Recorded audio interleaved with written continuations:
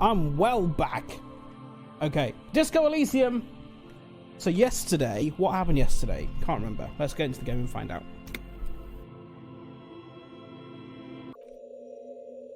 Oh yeah, the weird church. I forgot about the weird church.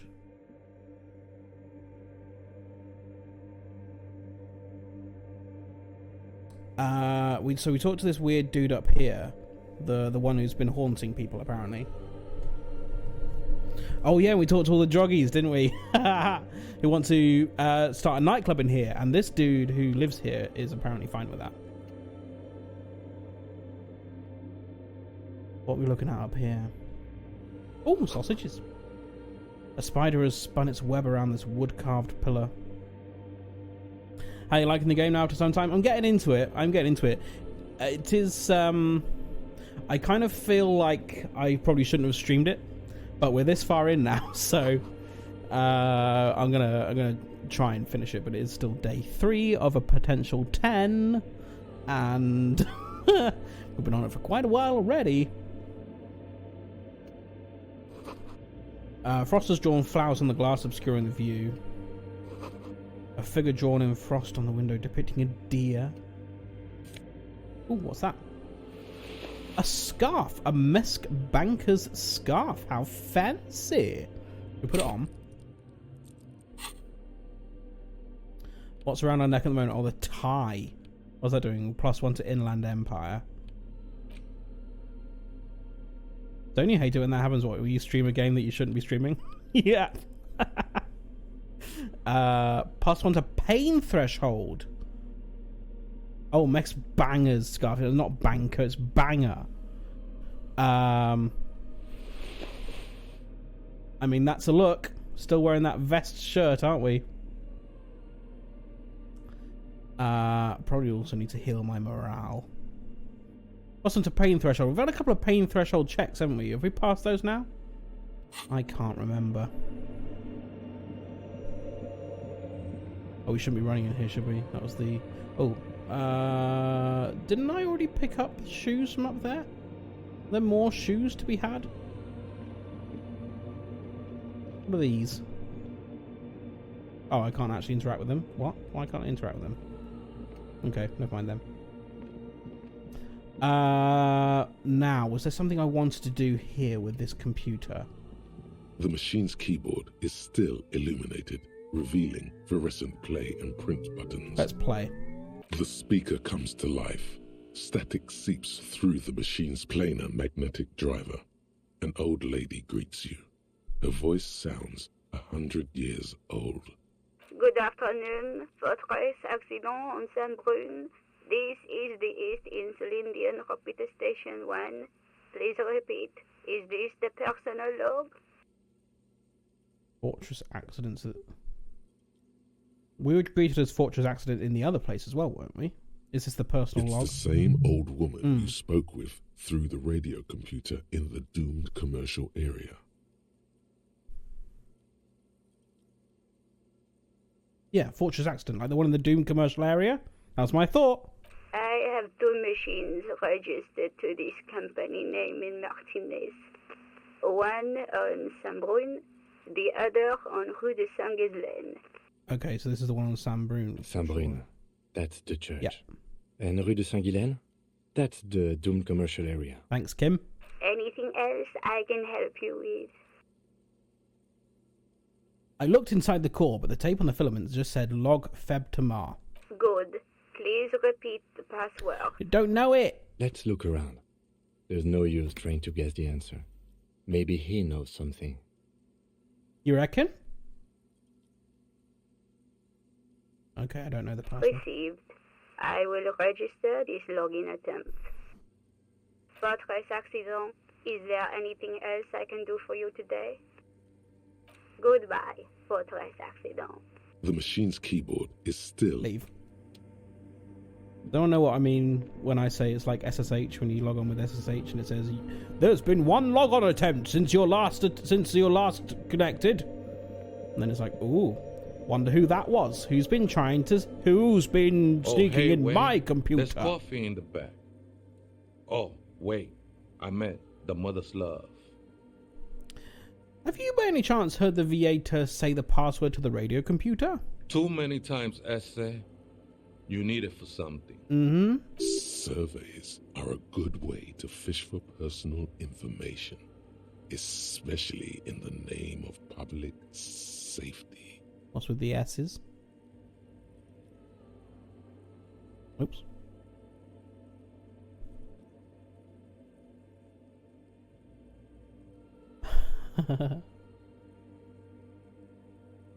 It's for a first-degree murder investigation in Martinez.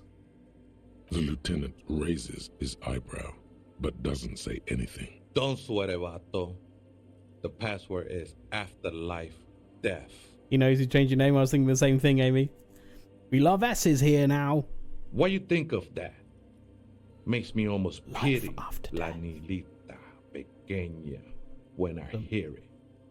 Interesting password. Okay, then, thanks. I think we're done here, essay. Oh, he's gone? Oh, okay. He crawls off into the darkness. That above. was an interesting conversation. However, I'm still not sure how it's relevant to our investigation. I'm just being nosy. I lied.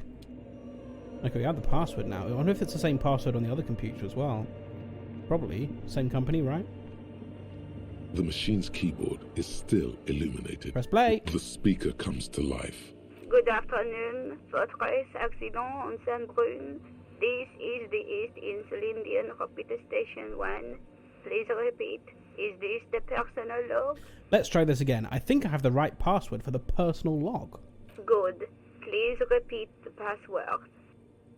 Afterlife death. Wasn't it life after death? Good. I have unlocked the filament.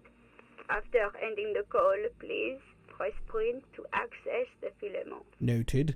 Fortress Accident, is there anything else I can do for you today? Thanks, but I'm finished with this call. Goodbye, Fortress Accident. The machine's keyboard is still illuminated, revealing fluorescent play and print buttons. Press print. The printer prints out a long text document with dated paragraphs. It looks a bit like someone's journal. Read the printout.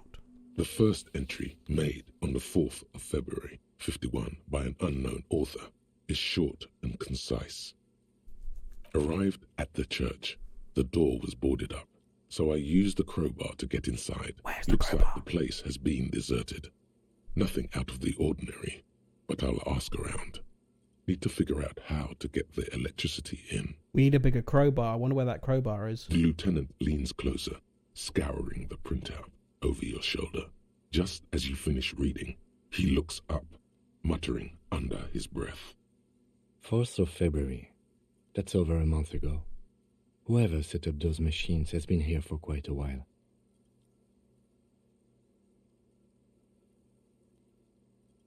Read the second entry.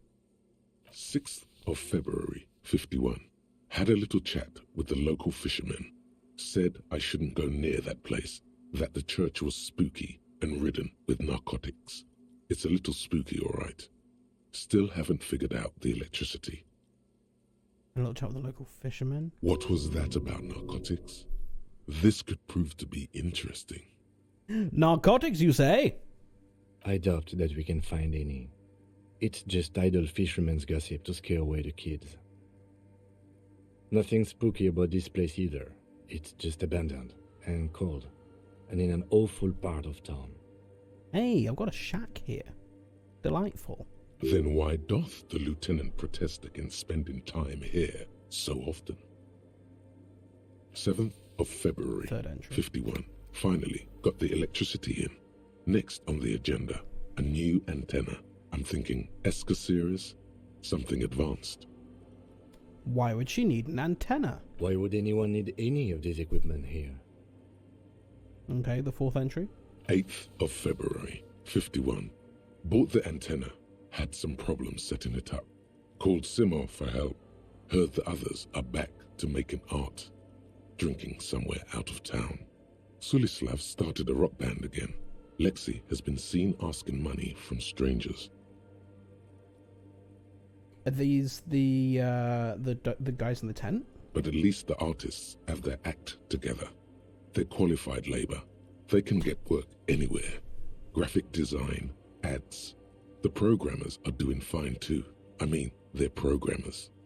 The writers, though, they're fucked. I got chicken. Chicken's here. Chicken's here. Chicken's here, dudes. Chicken!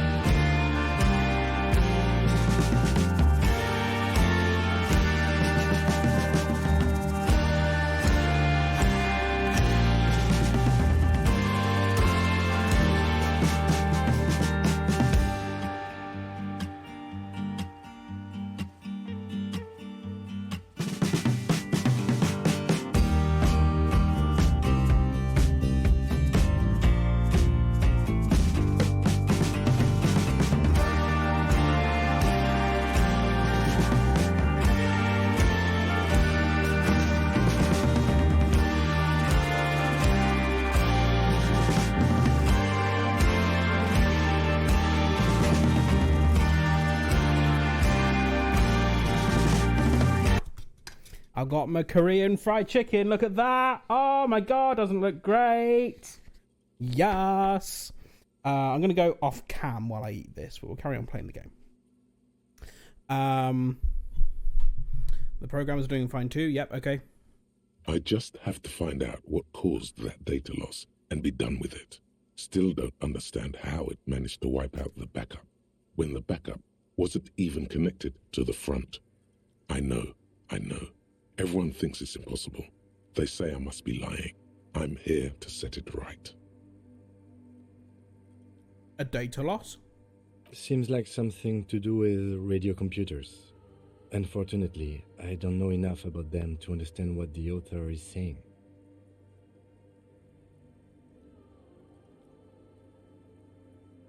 Wonder if we can find somebody who does know something. Something about the backup data getting destroyed, and how everyone thought it was the author's fault. Let's just keep reading.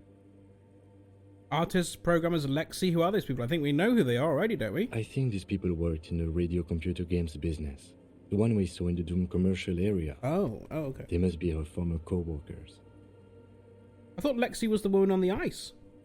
Wasn't it? Was that someone else? 5th entry. 12th of February, 51. Brought some food from the grocery store. Apparently, there's a strike going on in the harbor. Definitely not happy to see the Martinez people again. Everything's now set up in the church. Going to start working tomorrow, 8 a.m. That was pretty recently, right then? The strike. We are nearing the date of the murder. Keep reading. I'm interested now. I want to know what's that radio anomaly that sent this person here in the first place. 25th of February, 51. I've been sending data up to Lintel for a while now, trying to recreate the data loss, but nothing. Didn't even feel like logging in, the disappointment. But I did discover a curious audio-spatial anomaly at the back of the church. I've named it the Swallow. It swallows sound. Need to get some mics. The swallow, you say? Is she talking about? 28th of February, 51. Yes, the first recordings confirm that the swallow is real, and I'm not just losing my mind. It's a pillar of silence, with a diameter of approximately 3 meters. Seems like the higher I go, the less I record. This might be a coincidence, or it could be connected to the data loss that led me here. The pillar of silence. She is talking about the silence. Is she suggesting it's more than just an architectural quirk? Oh. So it's not just the acoustics? Did they build the church around the Pillar of Silence? What could it be? The lieutenant doesn't answer. He follows your gaze, studying the basins. The water shines in them. No ripples. 8th century. Fortunately, the song is so monotonous, I was able to devise an algorithm to factor it out. The other day, one of the disco men came in. Before I could even say hello, she got scared and left. Good. I don't want anyone distracting me from my work. Disco Man? That disco man must be a cell. Oh, a cell. That's what her name was. A girl on the ice? Sounds like her, yes. March 51. I got a call from the repeater station. Someone has tried to access the radio computer in our old office in Martinez. Can't do anything about it. The storekeeper still doesn't want to let me inside the building. Thinks I'm part of some kind of curse. How Martinez of her. That's me!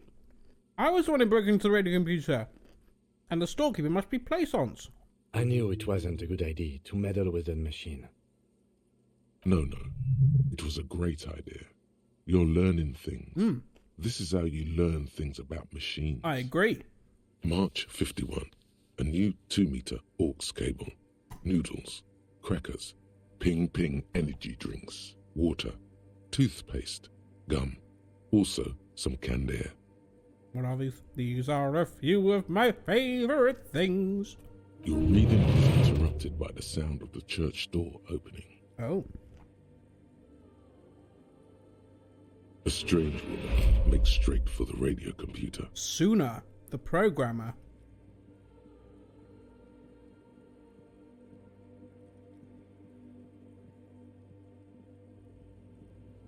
We mean you no harm. Breaking into my radio computer, I see. A little bit. Yes, you are breaking in, but not into her radio computer. You're a master circuit bender. I'm a what? I do apologize for the intrusion, madame. We are with the RCM, you see.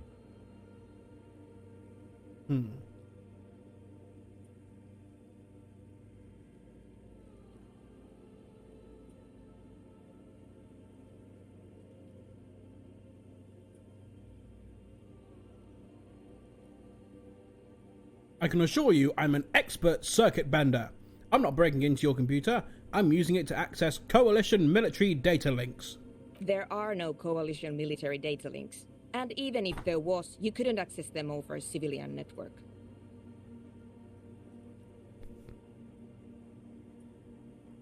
No, you just dropped Korean chicken down your white t-shirt.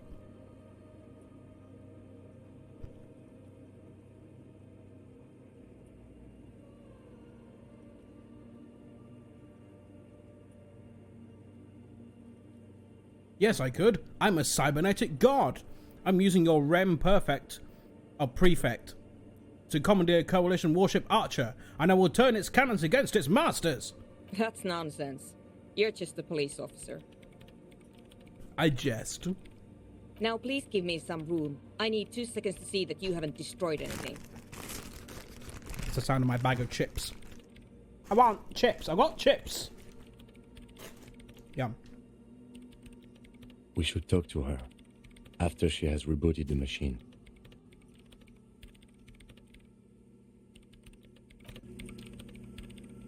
Okay.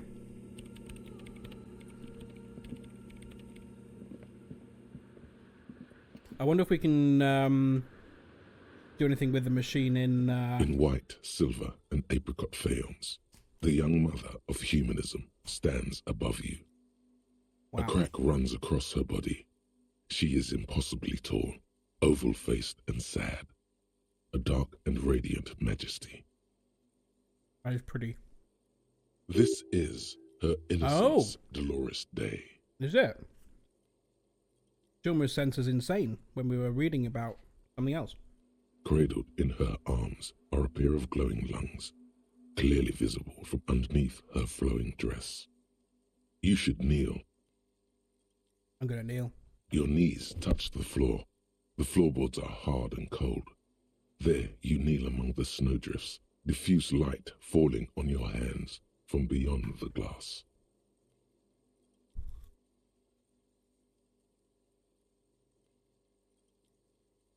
Look up. The woman looks down at you kneeling. She towers among her followers, architects, laymen, courtiers. There is a sad smile on her lips and a glint in her green-blue eye of what? Compassion? Remorse? She acknowledges the passing of someone who is still alive.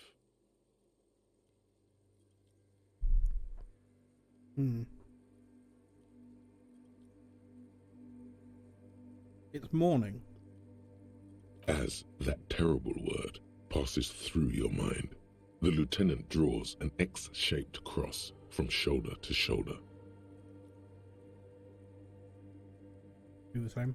Your fingertips touch your chest 4 times. Then you rise from your knees into the apricot-colored light of the window. Above you, the woman still smiles her distant smile, sundered by the crack in the glass. Ah, yeah. You see? This is Dolores Day. The old woman in the village was right. This must be the Delorean Church of Humanity in Martinez, or the Small Pinewood Church in some records. You knew the place? It's a minor landmark, not easy to find. Most maps misplace it.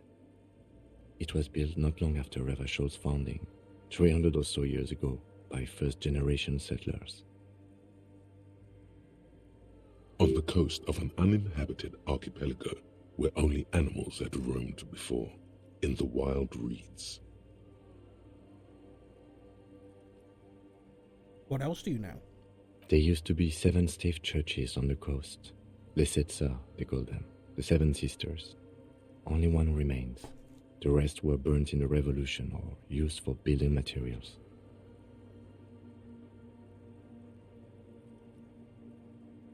We should be respectful here, although the building appears to be deserted. I do not believe we'll find anything connected to the lynching here. Something else, perhaps? 7 sisters. Like off of the Victoria line. Respectful? Is the lieutenant a follower of DeLoreanism? Ah. Go on, 97%. If we fail this, I'm gonna be very frustrated. How did I know this is the mother of humanism? Despite the damage you've done to yourself, the title appears lodged in your hippocampus. This is Her Innocence, Dolores Day. The innocence of humanism, internationalism, and the welfare state. Perhaps the most famous human being ever to have lived. Wow. Even more popular than Ant and Dec. No amount of Commodore Red can wipe her sad smile from your brain thing. It has survived the deluge and haunts you still, and will haunt you forever, as it haunts all men.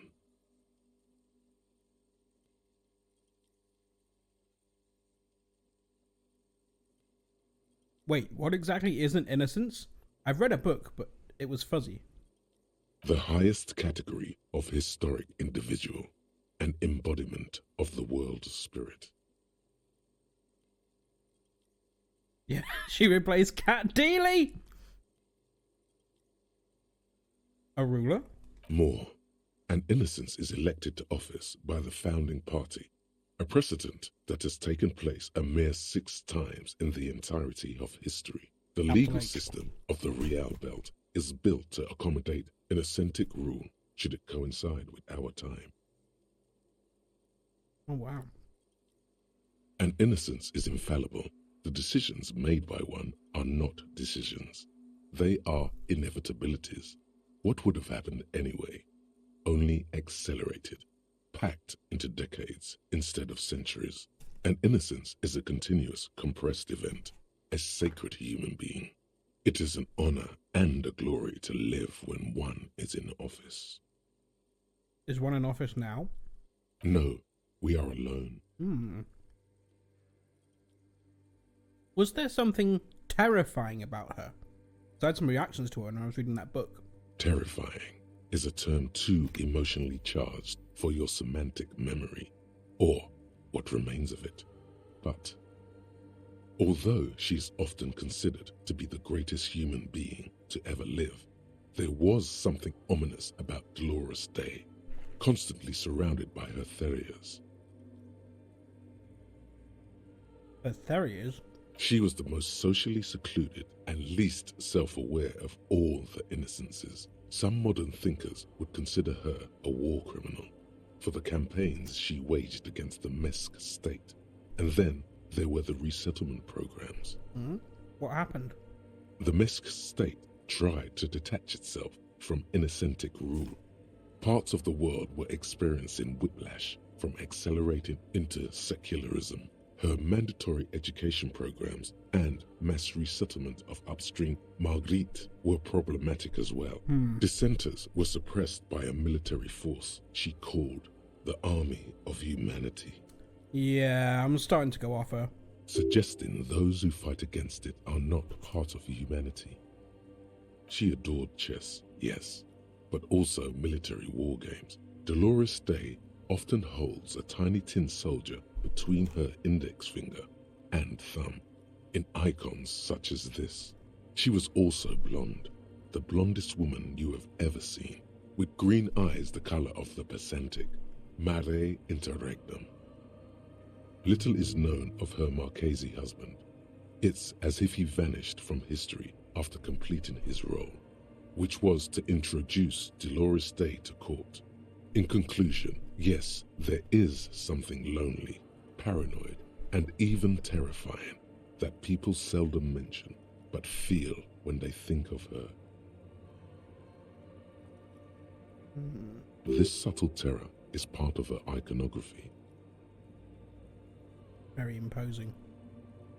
Lieutenant Yefreiter, you've stood there for over 5 minutes. I've been thinking. What are you thinking of, if I may ask?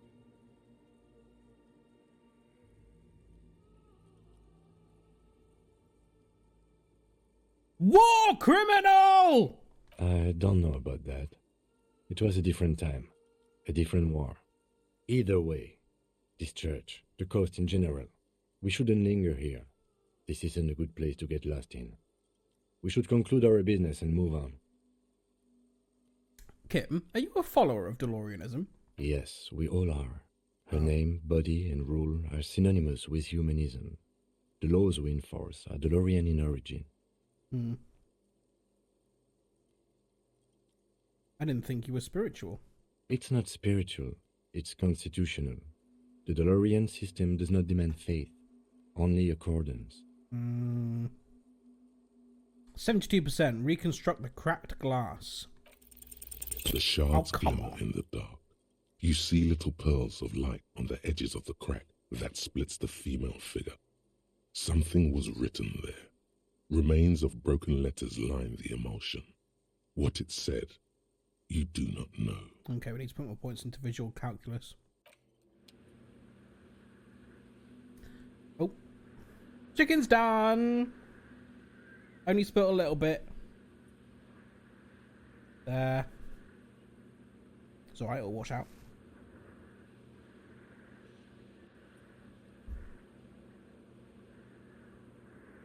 Who here separates their whitewashes and dark washes? Because I never do. I just put everything on at 40.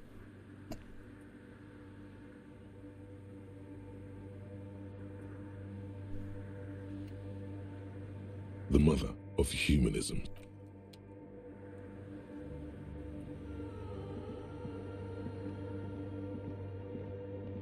Okay.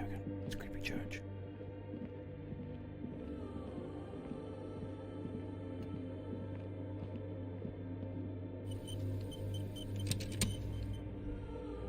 I wonder if there's a better crowbar somewhere. What's this up here?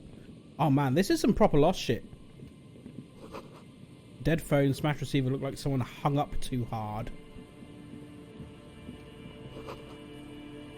Someone must have worked hard to smash the plastic dome. Or smash your plastic dome. What does that even mean? Someone has left an unidentifiable article of clothing on this railing. It smells really bad. Take a closer look. It's streaked with dried seagull shit and tangled with pieces of seaweed. Yum. A dangling arm suggests that there might be a jacket beneath the crust of filth. It seems likely that it was left in the surf until someone laid it out on this fence to dry out. Unfortunately, that just seems to have stiffened it into a shapeless mass. Unless it's the first ever wash for coloured clothing, I don't bother. Okay, yeah, maybe I should do that. I mean, I've never had colours run. I don't think, but my mum did say because my mum did a wash when I was on holiday, and this is one of the white shirts, and she said, I said I don't ever separate my whites. It doesn't really matter, and she said, oh, maybe that's why this is looking a little grey. Is this looking a little grey? This looks white still, doesn't it? Has it been decoloured? I don't think so. Still pretty white. Please tell me you're not taking that with you. Why not? It's a guano-encrusted jacket, and you're already carrying it around enough as it is. That's right, I am. Yeah, I don't need the jacket. It's covered in shit.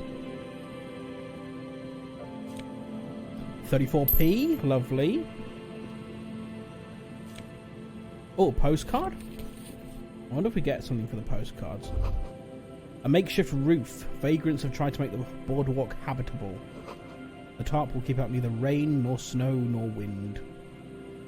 It's only had whites turn pink before and grey if it's washed with a new pair of jeans. Interesting. A coin-operated weighing machine hasn't been used for a decade. Glasses? Or Mega Beano's prescription glasses. Who is Mega Beano? And what does that give us? +2 to encyclopedia. Our encyclopedia is pretty damn good. -1 to perception. Whose idiotic idea were square frames? Were square and beige plastic frames anyway? Beige is a colour that does not look good on anyone. Not to mention that seeing through the world through these exceedingly thick lenses feels almost nauseating. What do our current glasses give us? +1 to visual calculus, -1 to drama. A bit dry. Neat office shades. What other glasses have we got? +1 to logic, -1 to authority. We need all the authority we can get, I think. +1 to empathy, -1 to logic. That might be quite a good one to put on, actually.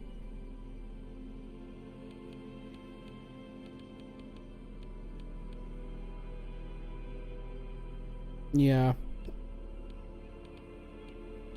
I'm going to put on my empathetic sunglasses. Vagrants have recently painted the tarp red. Water drips from it. Has anyone seen a crowbar?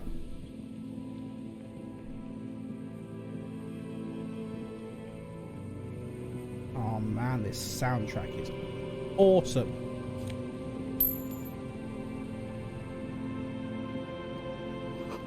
A big wine canister. It's open and empty.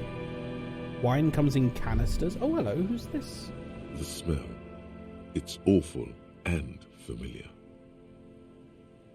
Hold on. That is awful. Cover my nose. It doesn't help. You can still smell it. What is it? Don't you recognize it? That hideous pungency. That faintly cloying sweetness. Oh. Only death smells like that. Oh, is that guy dead? In the corner there. Something cold wakes in the pit of your stomach. Fear. The signs of decaying meat. It announces itself from 24 meters away. A warning. A memento mori. Heads up, Lieutenant. Something's not right here. The lieutenant has already brought a handkerchief to his nose. Careful. These floorboards look rotten and weak. Thank you very much. Oh no. Who's this?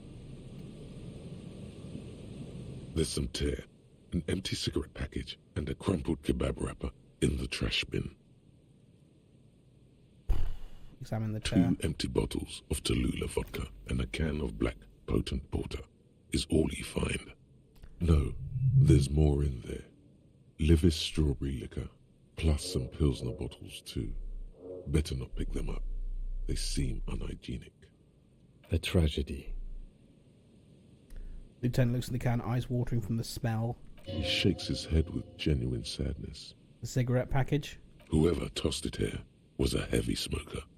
The brand name reads Red Astra. Red Astra is the black market version of Astra cigarettes, known for their high tar content. Black market version? Now, this makes partying look bad. Still, don't let it sway you. You're responsible. I am responsible. Responsible and boring. That's me. Examine the kebab wrapper. You see traces of mayonnaise and ketchup on it, as well as a tomato wedge. The wrapper reads Shish Kebab Revachol. It's no older than a day or two. No mold yet. Interesting. It's hard to concentrate in the smell. Yeah. The sea air brings some relief. Leave. Body.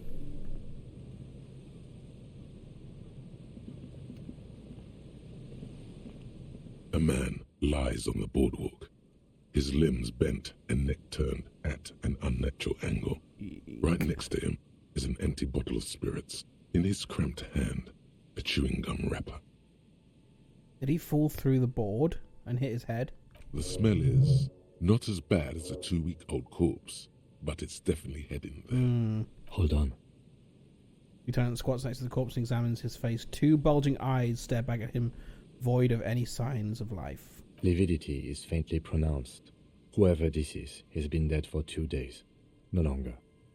We need to investigate. Another dead body. This is your job. Steel yourself. Yes, I'm wondering whether I should put some more into morale before I... Calm now. die. Carefully. Just another day. Just another dead body. Breathe. Just another body. Just another body. Just another dead body! Starting the clothes. He's wearing mud-caked boots, beige trousers, and an old brown leather jacket with a bright blue lining. There are traces of kebab sauce on his chest. The leather jacket suits him well. It must be custom made. A cool leather jacket with a bolt of blue? Oh no, this sounds terribly familiar. Does it? Where have I seen that before? You find some sunflower seeds and a rain-soaked library card folded into 2. His jacket feels sodden and heavy under your hand. Taking his library card. Good. We should take a look at that library card after this is done. Study the man himself. The man has fallen through a crack in the boardwalk and hit his head against the metal bench. Coagulated blood covers his black hair. One of his feet is still dangling through the hole. Yeah, this was just an accident. You have to be quite inebriated to fall that bad. Oh, God. Well over a litre of pure ethanol. 3 bottles of wine or 1.5 of spirits. Oh, we weren't drinking with him, were we?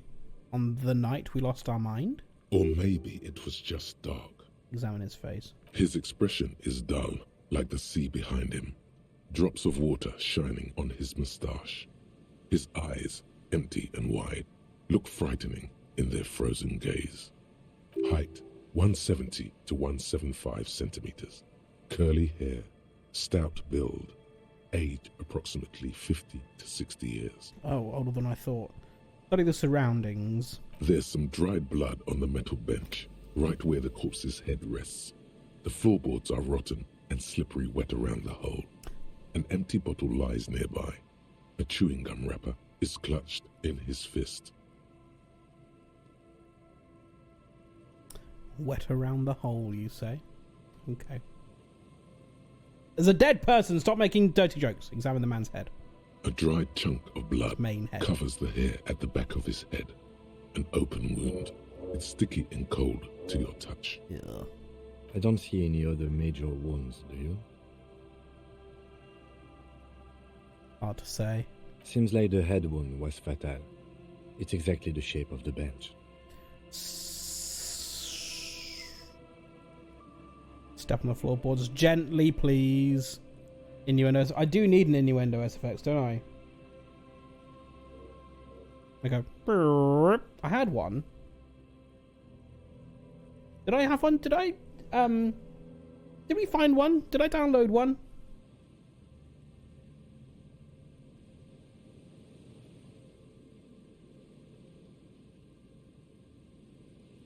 Downloads. Lots of. Oh, is this one of them? No, it's not quite the what I want, is it? No, those are just sad ones. I need one that goes up again at the end.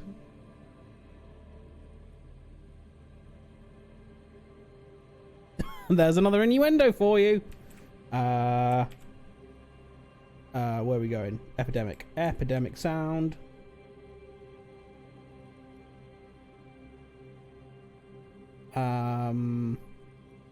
Search. Trombone slide. Trombone! Maybe in sound effects. Trombone slide.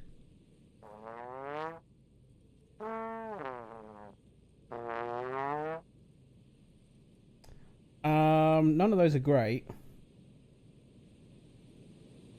How do you search for an innuendo sound effect?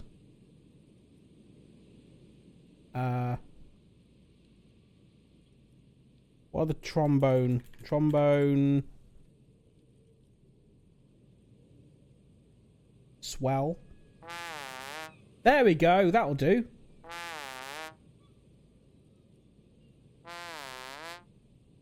Okay, swell is what we want. Trombone swell.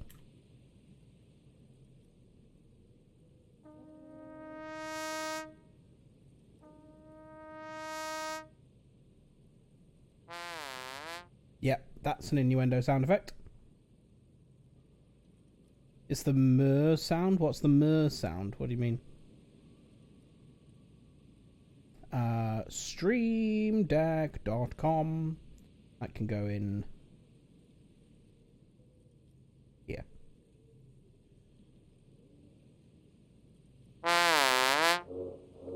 That's an innuendo sound. Nice. Step on the floorboards. Gently. They screech under your feet ominously. It's hard to say whether the dead man's weight was the cause of the boardwalk to break. It definitely looks fragile. You see waves churning below. Something cracks beneath your feet. Careful! He could have easily disappeared into the sea through that hole, and you would have never found him. Bottle. A .75 liter Tallulah vodka with its cap missing. There's hardly anything left inside. It's mid-market spirits with a slight touch of menthol. The man meant to enjoy himself, have a good time. Minty spirit. Tear all around us. Tear in my bones. Examine the chewing gum wrapper. Grabowski spearmint chewing gum. Green leaves on the cover. The man's mouth is half agape from the terror of the fall. Look in. The blackness of death. Stench. You think you see white chewing gum too. Confirmed. Nearly the whole pack is there. Oh. Solidified on his lower rear Who teeth. has a whole pack of chewing gum at once, weirdo? He ate the whole pack, right? It's to cover the smell of alcohol before going home. The worst thing is, Maybe he choked on it and then fell. I've seen it before. Almost the same scenario. Even the chewing gum. It's always the same. What? That's weird. Always the same, like the same chewing gum? What? Step back. The entire boardwalk creaks in the wind as you take a step back. Who is this man? Who is he? Where did you find him? Looks like one of the locals. He'd have to know this spot to come here. You don't just walk over here. He looks south the way you came. But that's just a lazy assumption. What do you think? A dead working-class man with a bottle in his hand? Don't deceive yourself. You know who this is. Oh God, it's the woman! The woman's husband! Oh no! I've forgotten about that! Oh no! Oh, damn. We know who this is. It's the working class woman's missing husband dead on the boardwalk. The woman you met at the book stand? Why do you think it's her husband? Because it's the most working-class death you've ever seen. Well, that's depressing, isn't it?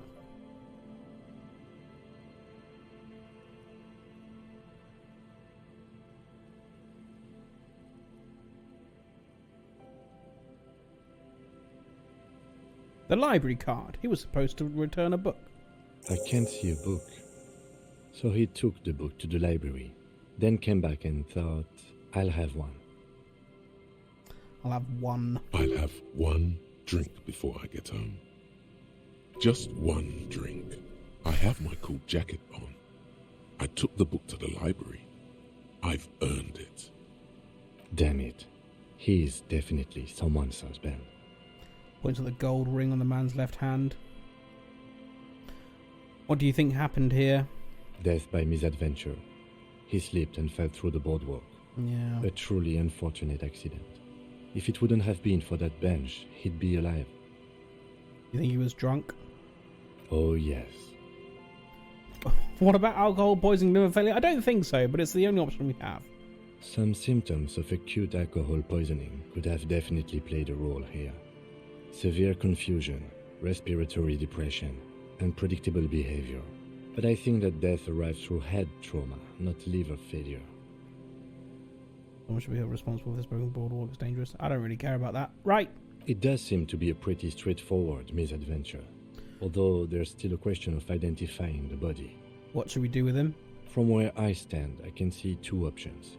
We either take the case and follow the leads to identify the body on our own, or we report back to the station and leave this for our colleagues to handle. Field autopsy. That field autopsy. That's what I was thinking as well. I guess we should ask about it. Hold on. What about field autopsy?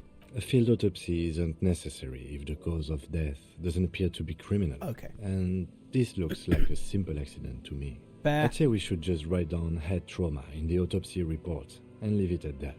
It would save us at least 2 hours of unnecessary work. You're right. I don't see anything criminal here. Let's leave it at that. Good call. The guys at processing can take care of the rest. We found him. We should finish this. I agree. Alright, we should first examine the library card you found. Then we can call the station from Mike and Emma. Let them know we are taking the case. Very good. Leave. Just leave the body here until then, I guess. The coin operated viewer has been out of order for years. Stop messing with the coin viewer and hold on to something. The wind is so strong. Oh dear, really? Need to get off here then. Okay, let's get off the dangerous pier. Moonshine probably smells like tasty fermentation. Get off. Where are you going? What are you doing? Oh, I need to go this way. Okay, fine. Okay, let's take a look at this library card. Do we have a skill point? Not quite.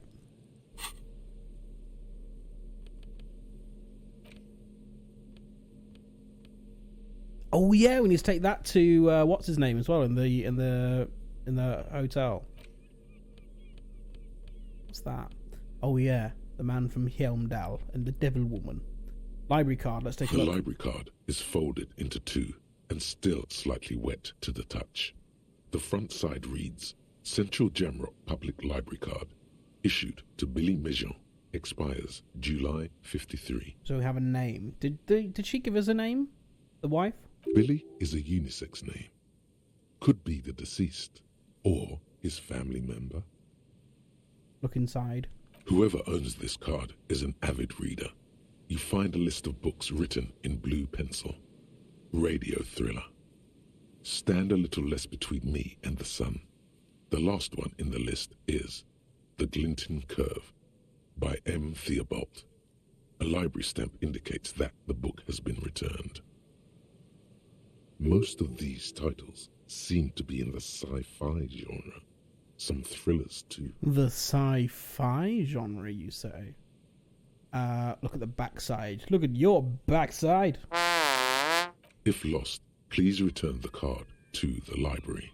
Dial 005 02 55211 or visit us at Moreau Street, 78, Jamrock.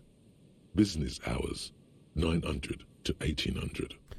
We've got time to call today. Good. We should give them a call from my kinema. See if we can learn anything about Billy Méjean. Very well.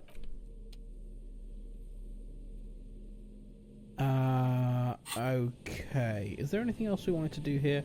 I wanted to see if I could find a better crowbar to open that ice cream chest, ice cream maker, whatever it was. I was having a look around the church because it sounded as though someone used one to get in here.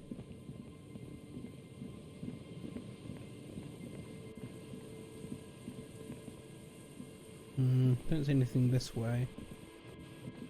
Got my boulder. £2.55. Lovely. Oh, what's this? Oh, this is definitely some lost shit. Barrel's been recently discarded. It smells of fuel oil. An old door, worn by elements, guards the depot. The wind has blown a sand dune in front of it. The door hasn't been opened in a long while. You see a handle. That's a red check. I can't try it again. What is this thing anyway? It's military. A service depot of some sort. Used to service what? The washerwoman mentioned a depot up the coast. She said it was for moving ammo and cargo across the bay. This might be it.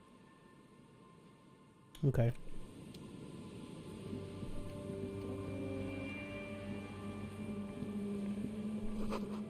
Chain trails off into the ocean to who knows where. These rusty gears used to turn the whole machine. The building before you housed the engine must have been a big one. Wow. I get a innuendo sound effect and suddenly everything is an innuendo. Where is this?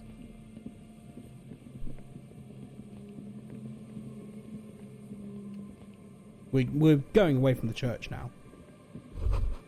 Cigarette butts cleaned away under a rock. Brand Tio Mutri. Take a mental note. Tio Mutiri seems important somehow, does it? Okay. Someone's made a campfire here a long time ago. A rusted, broken control box for the radio relay tower. You love it. The ladder is too rusty to climb. The sea air has eaten away at it. This relay tower coordinates both boat traffic in the bay. Barely. What's that, a tie? A scented scarf? Who's left a scented scarf out here?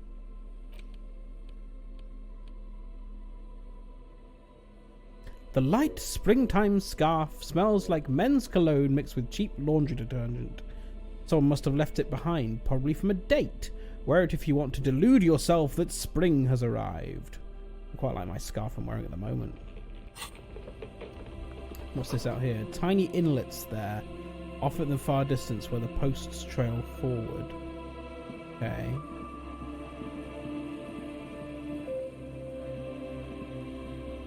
Okay, back to the church then, I think. Oh god. Going. It's not especially easy to see where the paths are.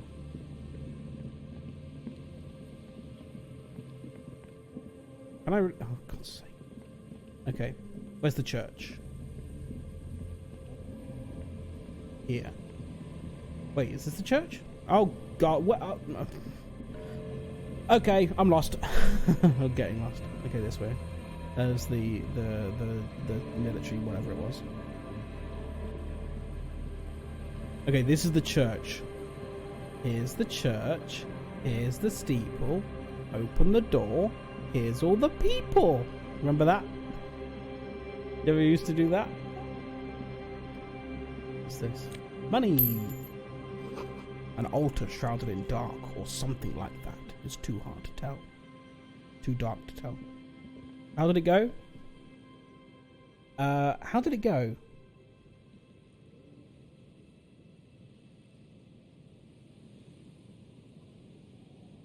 Something like his I can't. How did it go?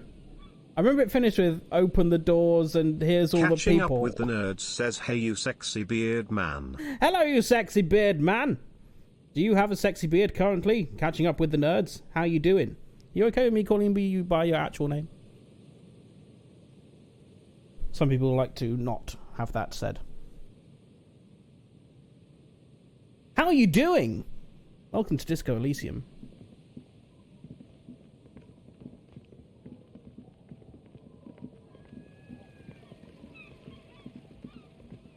Open the doors and here's all the people. More ice. No crowbars around here? Thought there might be a crowbar around here. I suppose not.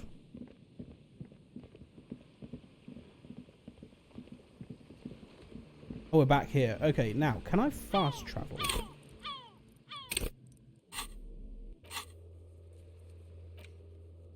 How do I... Catching Up with the Nerds says, "You can call me however you want. Oh, great bearded one." Very well then. Hello, Tom. How are you?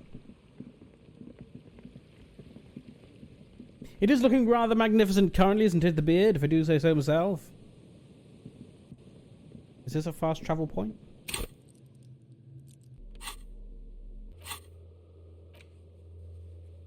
Oh, there we go. It wasn't doing that before. Okay, we're going back to the waterfront. Doing well, lovely. Now, we need to call the library before 6 o'clock. Inside, you see a set of steering levers, a radio microphone. This is Precinct 57. How may I assist you? Priorities. Connect me to the Jamrock Public Library. And then we'll report the dead body. Hold on, officer. I've got Central Jamrock Public Library on the line, and I've already introduced you to their librarian.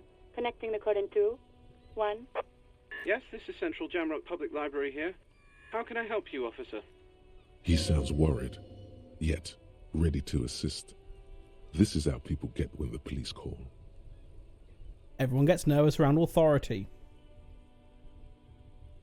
I'm looking for information that you can provide on Billy Mejon, a reader. Billy Mejon, you said. Give me a moment, I'll have to check our database. Go on.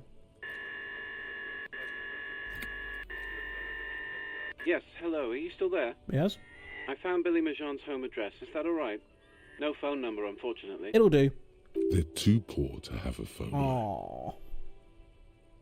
Yes, home address is fine. I always sounded nervous answering the phone when I worked at the library. Here we go, sir. Rue de Saint-Gilles Lane, 33B, apartment number 20. It's in Martinez, I believe. Cape Side Apartments, it says. That's all. Oh, it's here. Oh, maybe we can go there. Do we know apartment 20 already? I've done a couple of jobs where I've had to answer the phone as like a public facing person, and I don't like it. I don't like doing it. I always used to put people on hold and then accidentally hang up. Putting on people on hold was hard. That's where the smoker on the balcony lives, isn't it? Oh, is it? Oh.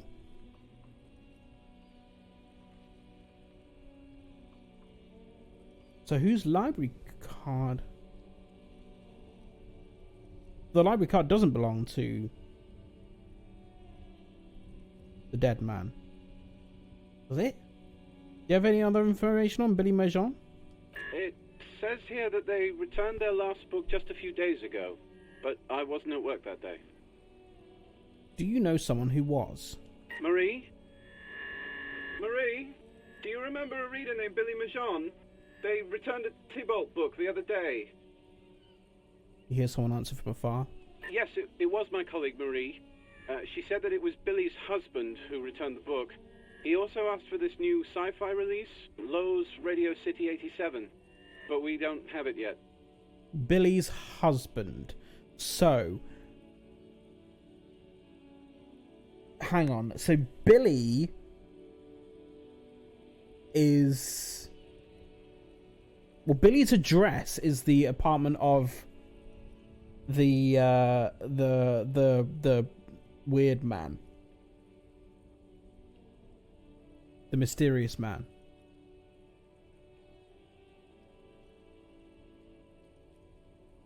So Billy's not the name of the woman who's lost her husband. Is it possible that he was living two lives? One with a woman and one with a man? Good. You have a name now.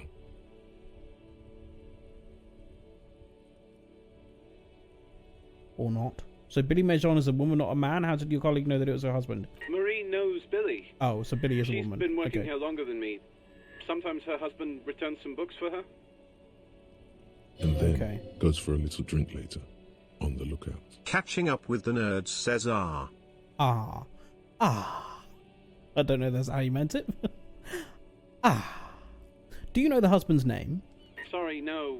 Marie only knows him by sight. Can Marie describe to me what the husband looked like? Marie? A moment passes.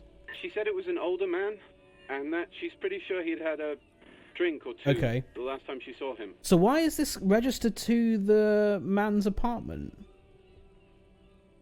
What's his role in this? What was he wearing? 1 second. Sorry, Marie wasn't really paying any attention to that. Okay. Thank you, that's all from me. I have no other questions. Happy we could help. Goodbye, officer. Anything else you need from me? I need to report a dead body on the Martinez boardwalk. One moment. Can you please describe the body? Age, sex, cause of death? Non-identified middle-aged... Oh, he's not unidentified anymore, is he? Almost. Unidentified middle-aged man, height 170 to 175 centimeters, dark hair, medium build, looked like he slipped, fell through a hole in the boardwalk and hit his head against the metal bench. We suspect he might have been inebriated when he fell. There were bottles all around him, and traces of vomit on his shirt. Ugh. Any signs of violence? No, it seems like it was an accident.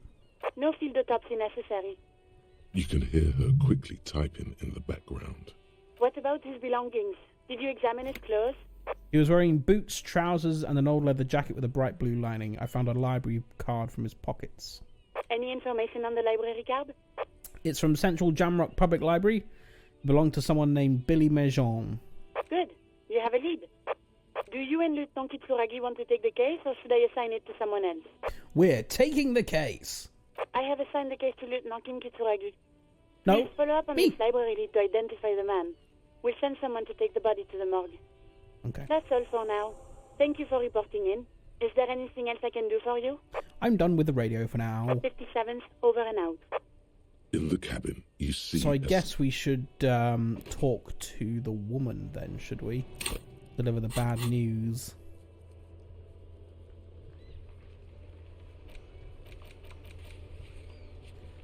Go to Billy Majon's apartment to deliver the bad news. So she's not here.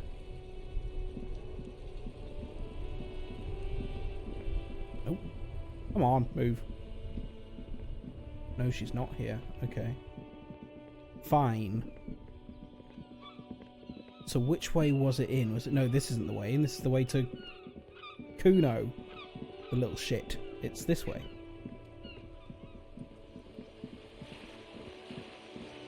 Just running around with my crowbar, delivering bad news. You know, normal day Martinez.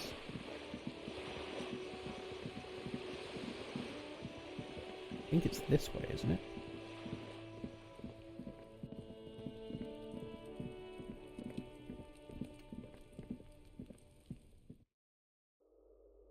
the balcony.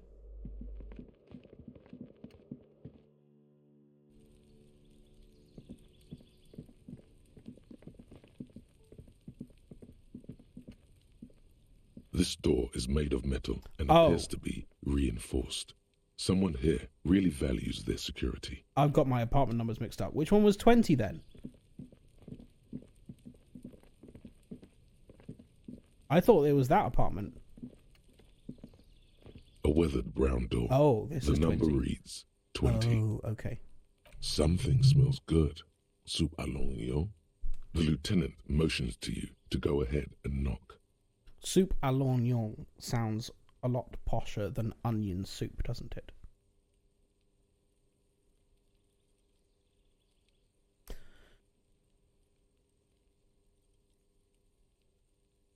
Hold on, Kim. We should discuss this before we move on. What should we expect? You're right.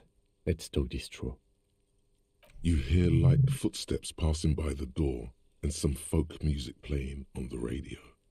We have our first preliminary identification. In all likelihood, the deceased is the husband of Billy Méjean. We need to confirm this, as well as deliver the death notification to Billy herself. Why didn't we take a photo? Now, delivering a death notification is never an easy task. There's a reason why it's often called the most stressful part of our job. This is why it's usually done in pairs. You got this. I'll be monitoring reactions, ready to act if necessary. Okay. Do you have any advice on how to tell her he's... dead? Just don't say that you know how they feel. You don't. Okay. Good advice.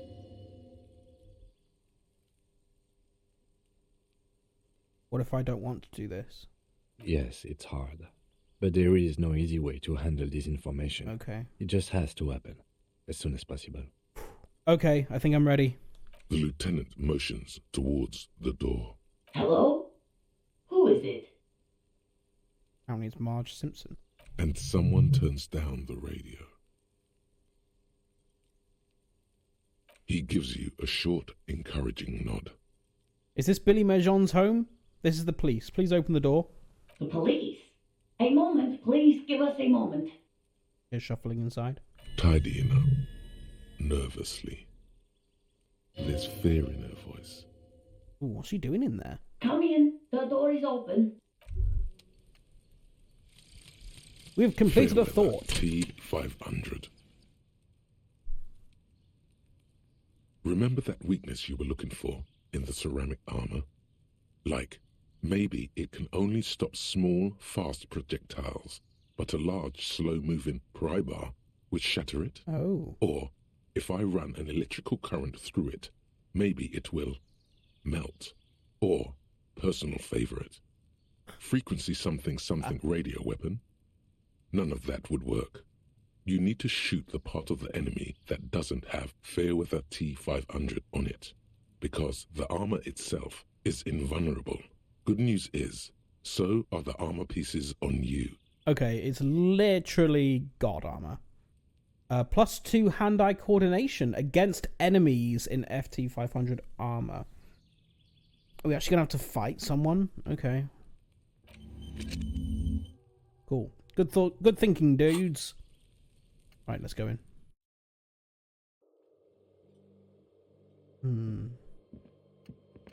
I'll talk to you in a moment. I'm just gonna nick all your shit.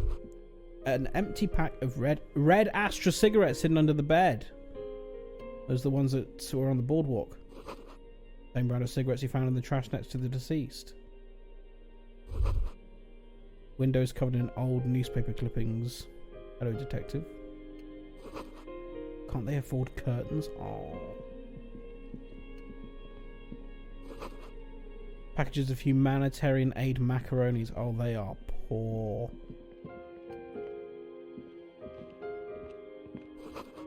A chalk-drawn height chart for children's growth over the years. Posters of contemporary pop stars adorn the walls. A textbook for high school, mathematics, trigonometry mostly. Clock is ticking away with an odd cheerful.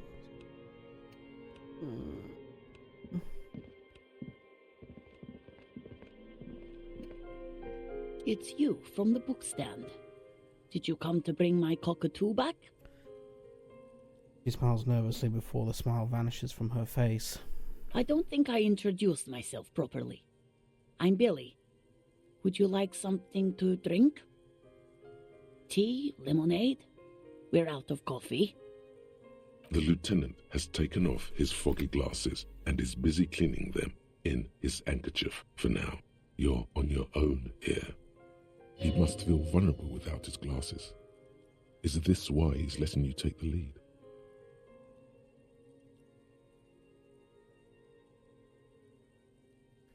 Thanks, but I'm alright. Is this about Victor, my husband? Is he in some kind of trouble again? I can come pick him up in the station if that's what. No, this is something much worse. Is he in the hospital? How bad is it? How about some small talk before you break the news?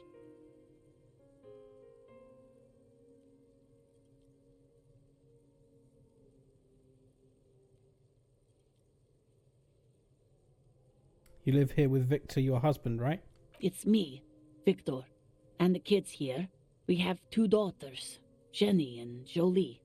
How old are your daughters? Jolie is 16 and Jenny is turning 18 next month. And where is everybody? I don't see anybody home. The girls are staying at their friend's place tonight. And Victor is out. That's one way of putting it. She swallows visibly. He still hasn't come home? No. Why? Do you have any news?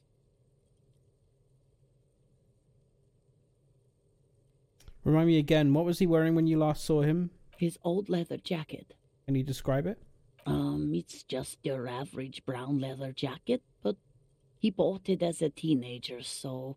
What about the inner lining? Yes. The lining is hand-sewn. It's blue. I tried to make the thing more weatherproof since he's running around with it in the middle of winter. To your knowledge, did he make it to the library? No.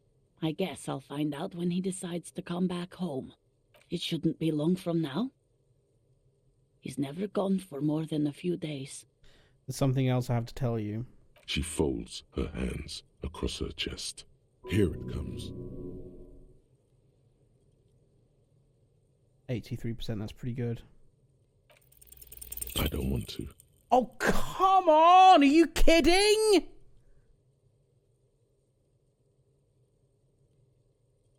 It was an 83% chance! But we have to. I don't want to do this.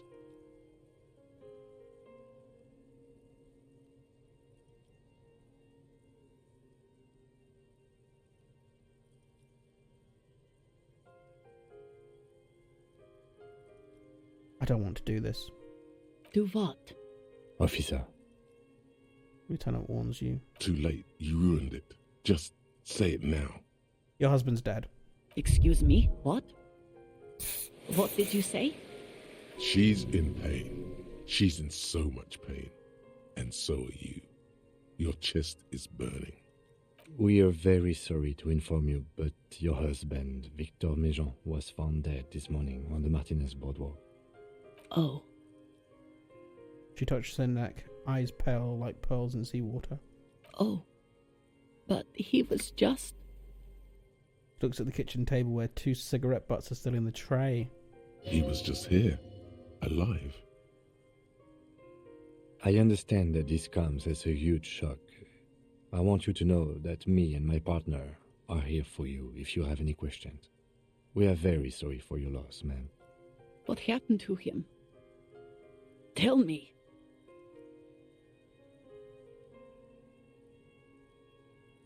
He fell and smashed his head against the bench. And you just found him there? Lying in the cold? How long had he been there? It's hard to say. She doesn't reply. Her eyes well up with tears as she struggles to keep it together. You hear the clock ticking in the children's room. Is there anyone we could call for you? A friend, a family member, someone who could be here for you? No. I just need to tell my girls. The air suddenly sucked out of her lungs suddenly. The air gets sucked out of her lungs suddenly. It burns like acid. Unreal. God, should I call them? Should I tell them to come home?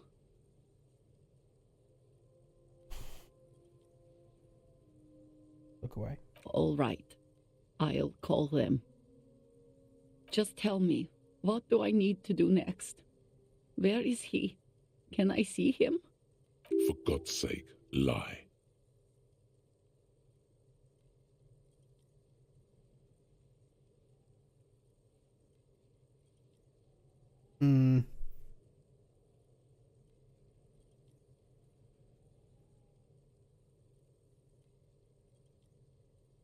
He's in the morgue. No, I don't know where they go. No, I meant where is his body? He was taken to the city morgue.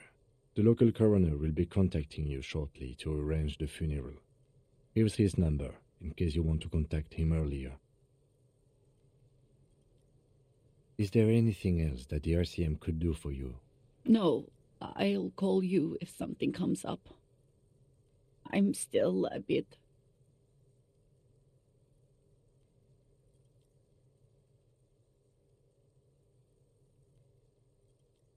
Neither of those are good. Alright, that's it then. Again, if there's anything we could do for you, then don't hesitate to call the RCM, ma'am. She just nods, distant and inconsolable. The bed springs rattle beneath her as she begins to shake. I'll take it from here. Thank you. We should step outside and talk. Set the library card by her, leave the room.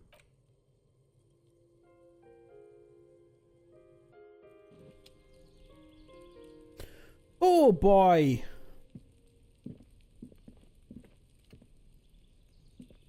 So, the death notification. It did not go well, even though I had an 83% chance. He's avoiding your gaze. This is the time to say how sorry you are about how things went.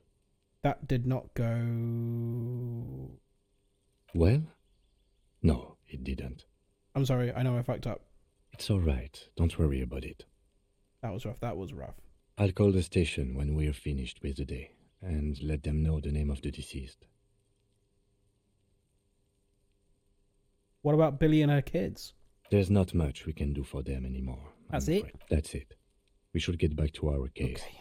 There's nothing more we can do here. Right, let's get back to it then. And, officer, I've seen worse. This wasn't the worst I've seen, okay? Now let's go. Could have been so much better. Okay. Next task then. Try and distract us from that horrible encounter. Should I go and show the bartender not a bartender a bird I'm somehow carrying around with me?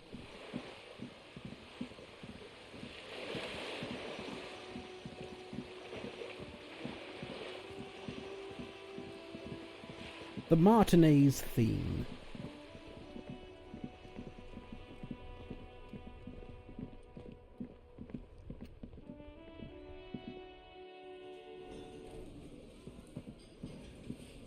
Oh, is that the dude? Is that just another dude? We didn't find any of the cryptozoologists out there, did we? On the ice. Hello, Gart. Can I help you? Gart, I found a new bird for the whirling. Big pockets. What is this thing? It's no biggie. I just thought it would look nice on the wall. I'm that kind of cop. What, the interior decorating kind? You know, I'm sorry. This is actually a nice bird. A competent piece of taxidermy. You're welcome. I can fix it to the plaque and have a new bird in the establishment, I guess. So, I don't know. Thank you. I'm going to go with thank you. People just don't know how to accept gifts, especially taxidermy. Ain't that the truth? He likes it. He likes the bird. It solves his broken bird problem. I feel good about our work here today. It's all about the little things, like bringing people random stuffed animals. Exactly. Kim gets it. It's not actually about that, but he liked it. Bye. Okay. Who are you? Hi, gendarme. Oh, it is him. Another rendezvous. The smoker on the balcony. Hi. I see you found yourself a little something from my wardrobe. Oh, Not yeah. bad. Not bad at all. What brings you here? Thank you. Catching up with the nerds says I wanna know what love is. I want you to show me. I met your Sunday friend. You did? Catching up with the nerds says I And how want did you you to like show him? me. And how did you like him? Very well, thank you.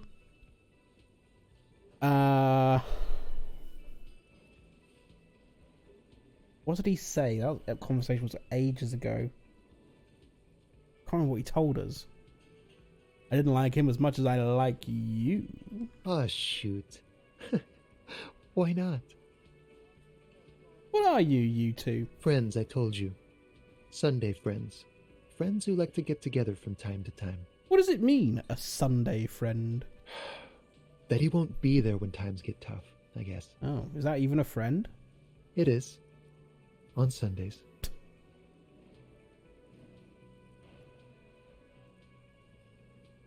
Who is he? Who is he? Catching up visitor with the from the nerds first says world. turn around. He's not Every like now you, and then I gendarme. fall apart. Turn He can always around, return. bright eyes. Visitor from the first world. Return where? To his opportunities in Occident, Sur la Clé. Still, his coming and going brings some life to the village. Or is it just money? I don't know. I don't want to talk about other people. I want to talk about you. Hmm? What about me, gendarme?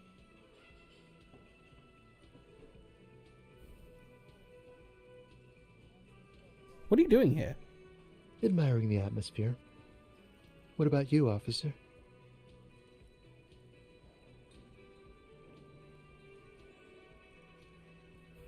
This is where I'm going to go down in history. I'm going to sing karaoke. Really? Well, I look forward to that. Tell me again about this robe I'm wearing. You can keep it. I don't mind. I can appreciate beauty when I see it. Thanks. It's like carrying a piece of you with me at all times. Hello, Ivy Saw. Welcome in. Is it now? Well, enjoy it. Mm-hmm. Ooh. We've got some good hand and deck karaoke suggestions. Apparently we need to sing a sad song for karaoke. We need to find a sad song somewhere. Tell me about that muscular type who came to investigate the crime. Oh yes, let's see. He knocked on my door a few days after the lynching. I think he was going through the entire building, asking questions. Besides muscular, did he have any other identifying traits? Oh, let me think. He had an accent. He sounded like one of those mercenaries. He sounded vaguely Oranese. No, not vaguely, scratch that. He sounded definitely Oranese. What did he look like? Muscular, handsome, strong, like one of those military types. Was he alone? Yes, but he was speaking to someone on his earpiece. His earpiece? Yes, you know those tiny speaker microphones that fancy security guards sometimes wear. What was he saying? Just reporting back whatever I was telling him. What did you tell him? Nothing. That I didn't see anything. And he believed you? Why shouldn't he? Did you tell him about your friend? What friend? Your Sunday friend, the witness. No, I don't think it came up. Thanks for the information. Sure. Anything else on your mind? A white check.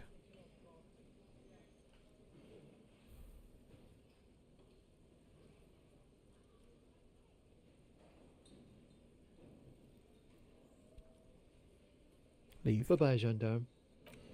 Have I got anything that can increase composure? Oh, I've got a skill point to spend, haven't I? Oh, what did I want to increase? I wanted to increase...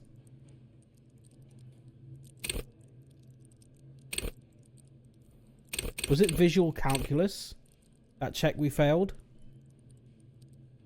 I'll just take a look at the map in a moment.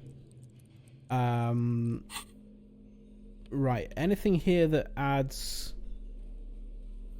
I've forgotten what I'm looking for now.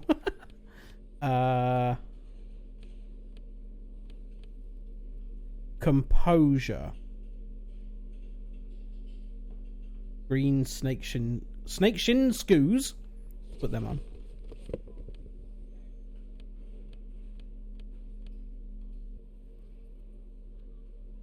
See what the pre-made intellect build and put most of your level up points into the physique tree. I needed to get it up a little bit higher. I was dying. Yes.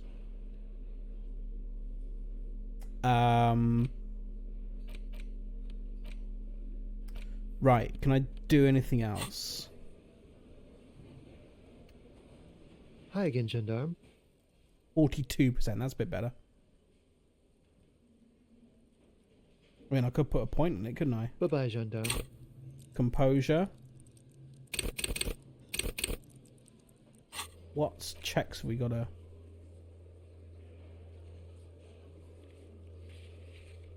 Where's the church? Empathy. Oh, those ones we can... visual calculus, that was it. Yeah. I would like to try that again. Okay, fine. Let's just go with this. Come on. Ah! Wow. Hello? Obviously him. Hi again, gendarme. What is it about the way he carries himself? It's the sports. He's a sports guy. All about that physical prowess and athletic skill. Nothing else here. Okay. Bye-bye, gendarme. Alright.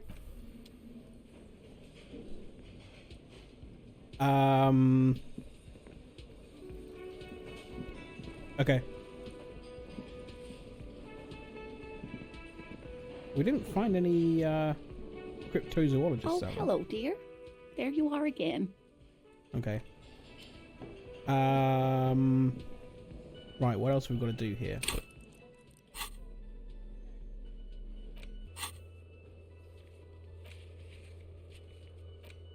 We should call back about the armor. It's been late enough now. There should be some news on that, I think.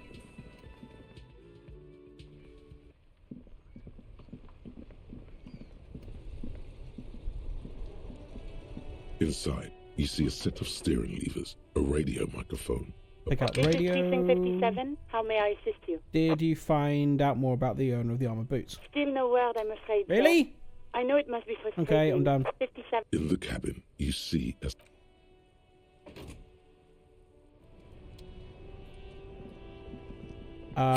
Okay. Oh, that's not right.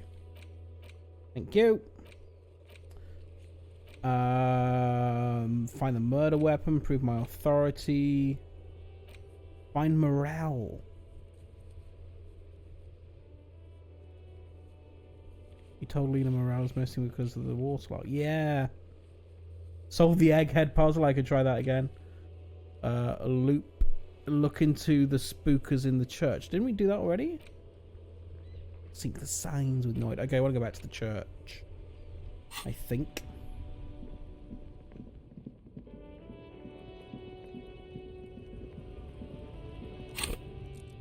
Oops.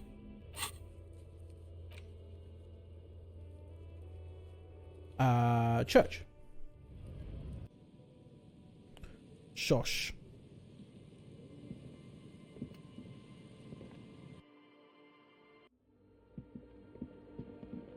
Man, this place is so eerie. Hey, her Innocence Dolores Day liked little figurines, right? Liked holding little men between her fingers, remember? What? You have the Headless Fallen Rider figurine. You should give it to her.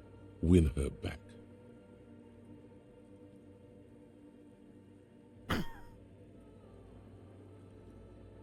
I should, yes. This is a task of mine now. So very, very, very nifty. Nifty and mysterious. This is surely what the figurines are for.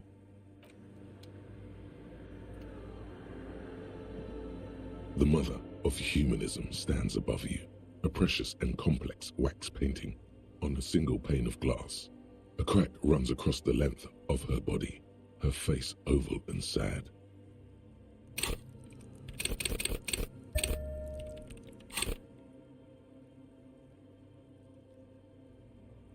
Looks like I can't give this figurine to her. Why?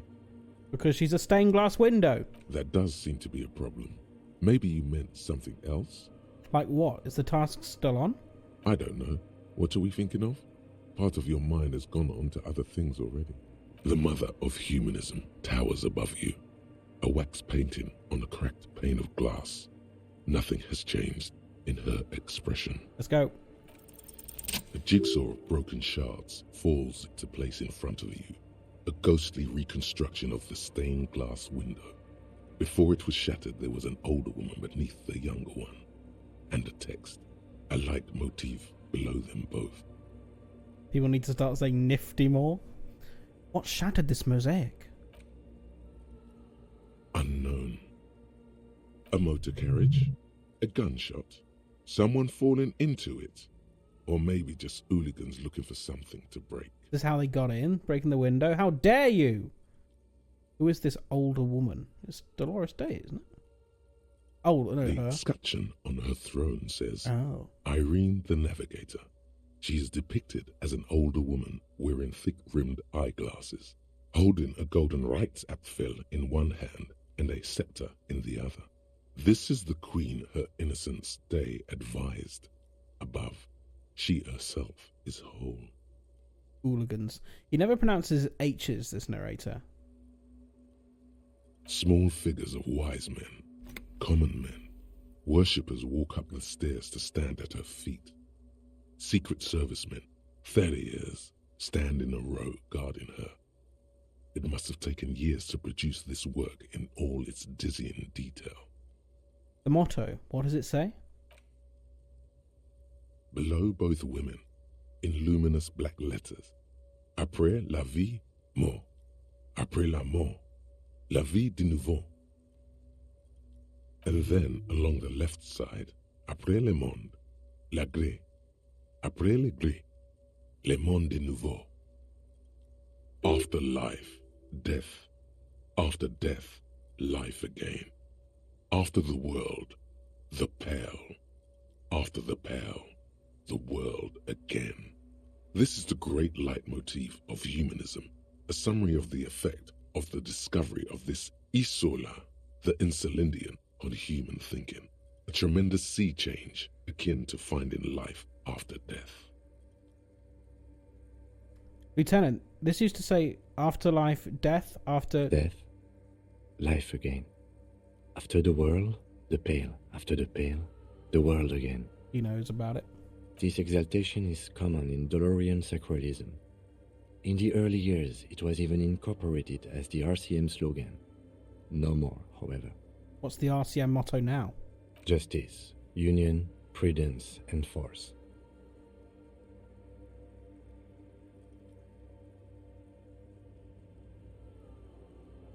I like the other one better. So do I. Step back. The mother of humanism towers above you, a wax painting on a cracked pane of glass. Nothing has changed in her expression. Okay. Oh, thank you, game. I haven't saved in a while. Has she got anything to say now? What is it?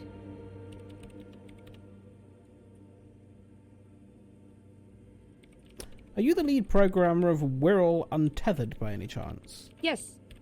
Or no. Not anymore. That project is dead. She doesn't seem surprised to be recognized. Rather sad. Something passes over her face before she straightens her back. I didn't break anything, did I?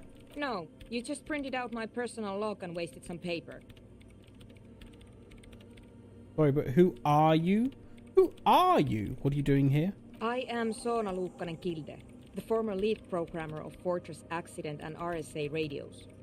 I have over 16 years of programming experience, and I'm proficient in both Vox and Orbis languages. If you're not here to hire me, I don't really know how I can help you.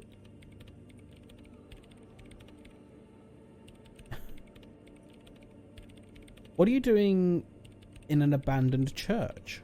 You really like those questions, don't you?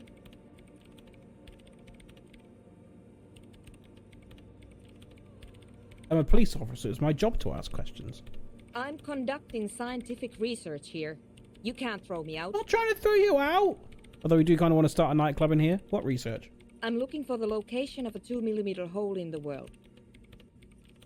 Wow. Wait, what? She's looking for a disruption in the radio waves. That's what her personal log said. The lieutenant raises his brows, but doesn't say anything. A hole in the world. What does that mean exactly? Exactly. What does it mean? Up to now, it has been impossible to say what it is because it's impossible to measure nothing. Until now. What do you think it is? What qualities does nothing have?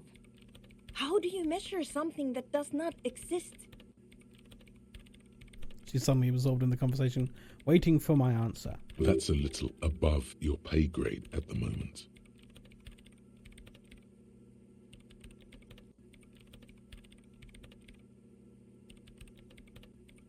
I can't even understand how we're talking about something that doesn't exist, let alone measure it. You measure it by its surroundings, by that which does exist, which is what I've been trying to do. I've tried using hydro transducers to record the silence, to find out where it begins. Hydro transducers. So that's what those water basins are. Devices for recording sound through water. But honestly, it's not progressing very well. She grows silent, staring at the circle of basins. It looks like some ancient ritual.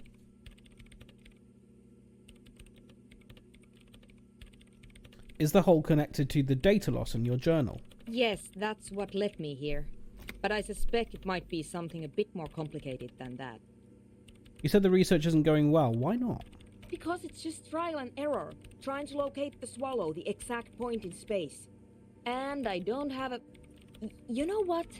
It would be really helpful if you could just stop talking and let me work. But I'm interested. Do you have any idea where this hole might be located? Somewhere underneath those roof beams, I assume. She looks up, eyes trying to pierce the pitch black heights above, but without much success. A sausage flash! Yummy! Only a faint crisscross of rafters can be made out from the dark, most of the tower disappearing into the shade. Why there? There's this place at the back of the church, a place where all audible vibrations seem to decease. Thieg of Lout says you're doing good, Tom. I just got my dinner. The less you record. Nice. Did you say what you were having, Gav? I can't remember if you already said. Place at the back of the church, a place where audible vibrations seem to decease. I've named it the swallow.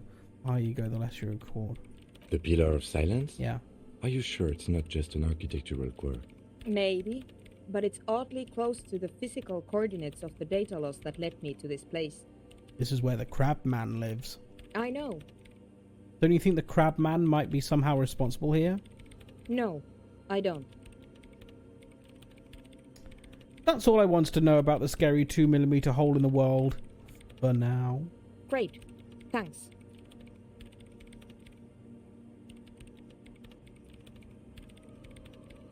Have you seen the Crab Man? Nope. But you know he's around. Yes. He's seen you. And? And? The Crab Man has seen you! I don't care. I don't care about crabmen. Why are there so many machines in this place? I brought them here. These are my machines. Please don't touch anything. Why do you need an antenna? I use the AR-1 as my RAIN prefix processing unit.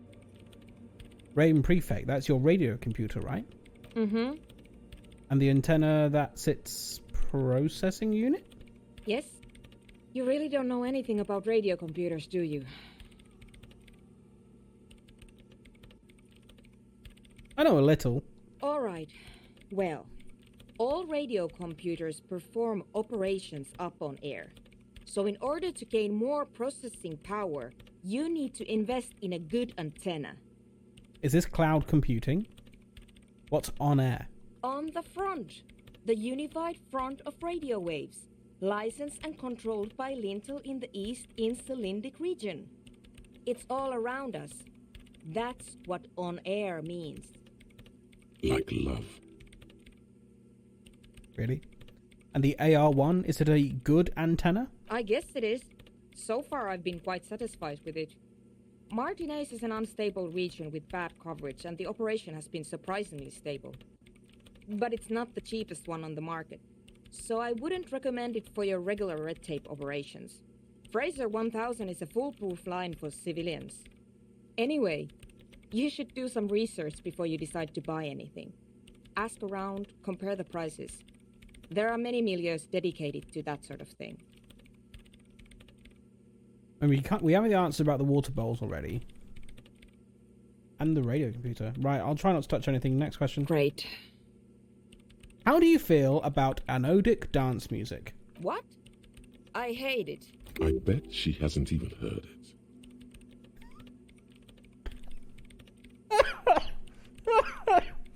Oh, that line tickled me. I don't know why specifically that one.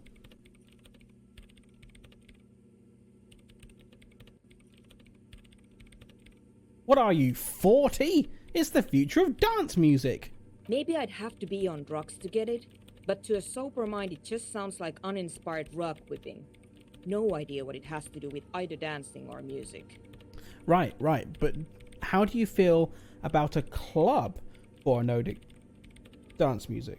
This is about those speed freaks in the tent, isn't it? I've got some news for you. It's not a nightclub they want to build here. What do they want to build then? Take a guess, why don't you?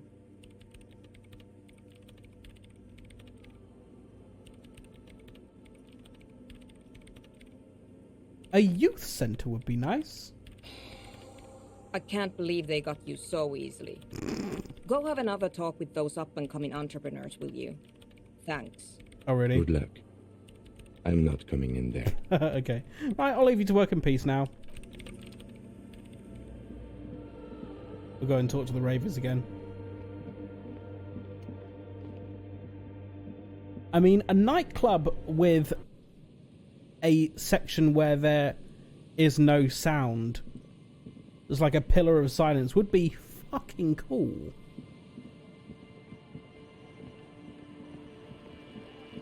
What's this?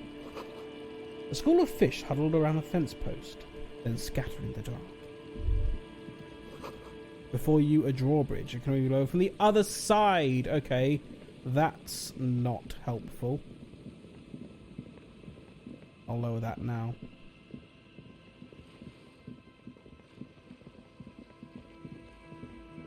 I want a word with you after I've lowered this drawbridge. A pane of Eternite has been planted into the snow. 2 poles are holding it up. Dinner was good. What was it, Gav? Barely holding it up. It could fall over any minute. A stronger gust of wind might be enough. What is this? It looks like a makeshift bridge. Could be convenient. Push it over. The pane falls into the icy snow with a soft thunk. And it.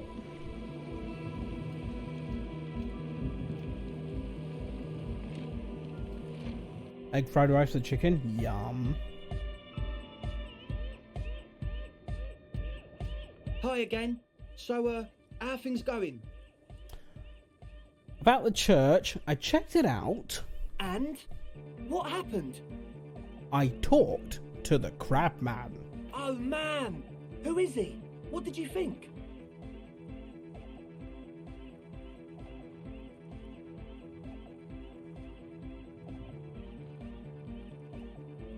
Seemed okay, to be honest. Very spiritual. Really? Huh. Interesting.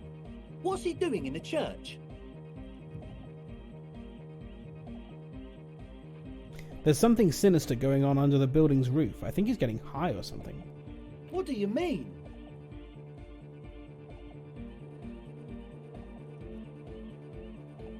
It didn't sound like a sober man's talk. He must be getting visions up there. No matter. Is he going to be a problem? Yeah, Noid is right. Let's get back to the point. What are we going to do about it? He's fine with it. These guys will never catch him. You will never catch him. There's nothing to do. Actually, he told me he wouldn't mind the nightclub at all. I don't know, man. Doesn't it feel like a major hindrance to you? A spooky guy climbing around when all the guests are trying to have nice, friendly hyper time? Don't worry, I don't think he really gives a damn about you or anyone else. I guess it's not a massive problem, now that I think of it. Everyone is welcome to dance till the morning light! Yeah! Yeah, grr. Maybe. I guess we'll figure something out. Okay, but what about the other spooker? The one in Grandma's clothes? Did you see her?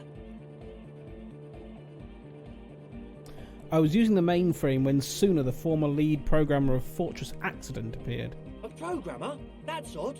What was she like? Did you ask her about the nightclub? She said you guys haven't been completely honest with me about your plans. Come on, man. Who will you trust? A spooky programmer or us? We just want to make the world a better place. What makes her spooky? Feel the love! Get down and feel it! The stuffy tent muffles the last two words. The command fails to impress. A half-hearted sell of something which does not seem worth buying. The love? No, I'm not really feeling it at all. You'll get there, believe me. When we've got our gear set up, things will be flowing and pumping. Anyway, now that it's settled, how did she seem? I mean, disposition-wise, about the dance club idea. Ja oder nein? Rocking it or dropping it? She did not like the Anodic dance club idea. What a pity! That's my favourite thing in the world! And she doesn't like it at all! A shame. What can we do now? Do you see a way out of this jam? And into a laser-lit future of dance and unity? Unity! Dance! She made it very clear that she won't leave until her own project is finished. And you can't just evict her? No, I won't evict her. We have to come up with a different solution. Look at you, Honor Man. I'm interested in what she's searching for. No, Noid. He's right. Maybe we've approached it the wrong way after all. I'm sure there's a workaround. We can make a deal not to bother her. If that's okay with her, we only want to get in the church and spread the joy and ecstasy of music. You're not going to be able to do both of those things. The lines in the dark exist. Coexist. At least Crabman seems like an advanced being. He's hard. He'll understand. Yeah, he can do his climbing thing in the tower. And the programmer, does she like Anodic dance music? She absolutely does not. Really, truly despises it. Egghead cannot believe what she just said. It makes him pump the jam a little slower for a moment, but then he returns to the full swing of it. No worries. We'll figure it out. If coexisting fails, you can always muscle her out, right? If it's all okay with you, what do you think?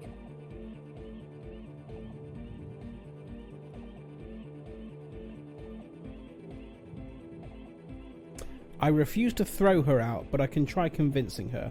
Excellent! Good luck, my friend.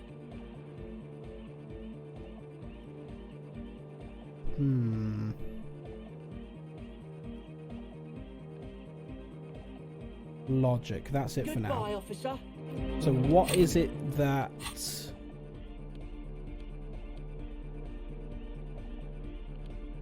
Is it the cigarettes that improve... Where's the cigarettes gone? Intellect.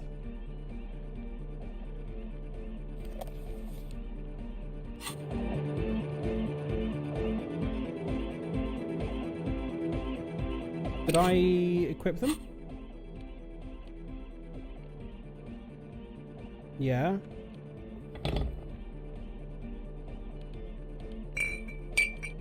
I still have cigarette. Users left 4. Yeah, okay, so how do I... Oh, there we go.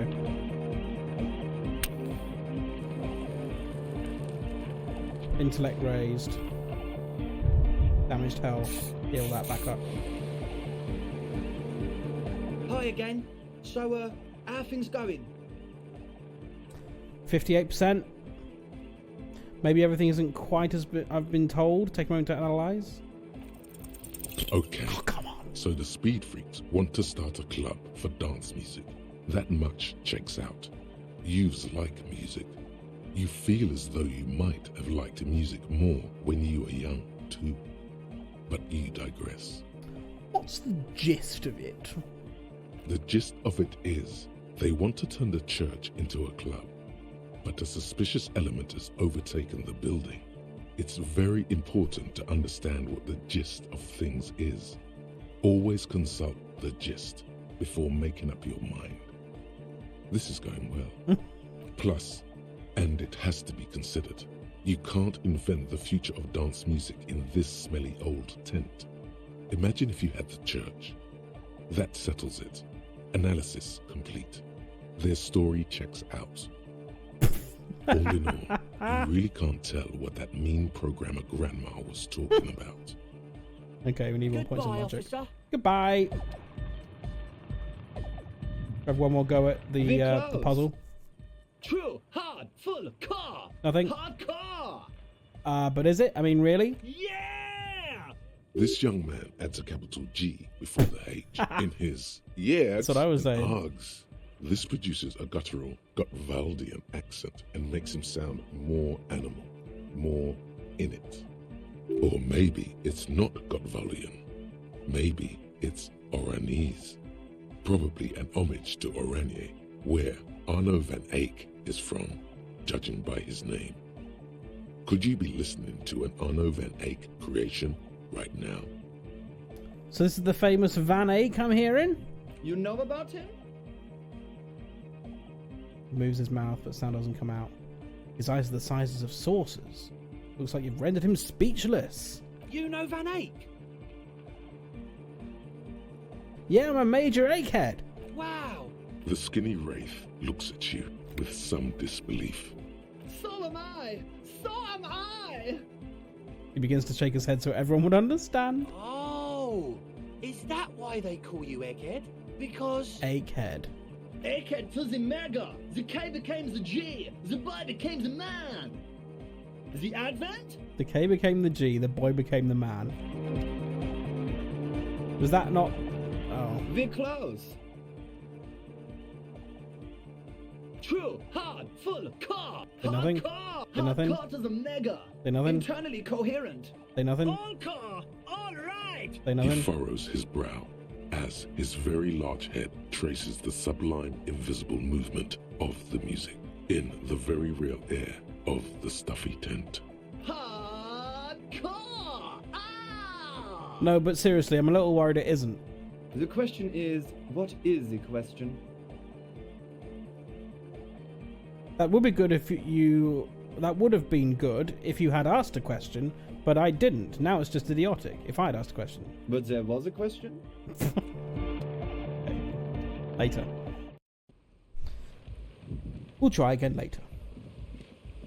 You got anything to The say? shaggy-haired girl kneels on the sea ice. She looks up as you approach. So you talked to my associates, right? Are you going to help us? Can't With the say. church, I mean. Gotta ask questions first. Shoot.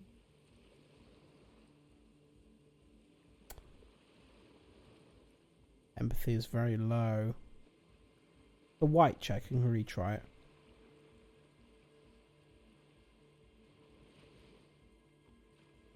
I'd like to know more about your associates. My associates? I haven't got much to say about them. What do you mean? You must know something about them. Of course I do. I just don't tell people about my friends and who they are and so on. I don't provide information on them. To the cops. What about you? Tell me something about yourself. Me? I'm a silver bird. A silver bird feels strangely familiar. Was it an expression? And if yes, then for what? Then your mind slips and the thought is gone. Aha, okay. Maybe I'll ask later about this. Don't know what makes you think it'll be any different later, but... Okay. A new task. Tell me more about this music place you've been planning in the church. It's supposed to become, like, a club for anodic dance music, like that new style of synthesizer stuff they play at the Elysium. Except that, yeah.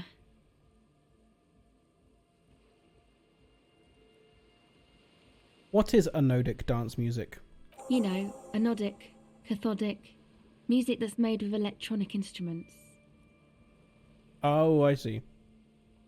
Electronic instruments like what? Synthesizers and tape consoles. Microcomputers too. Anything that uses electricity, but isn't guitars. Also found sounds, stuff like that. This is an evolutionary step up from amplified instruments, which in turn are a step up from acoustic instruments. What comes after it, you wonder? A black-tinted nothingness or something finer?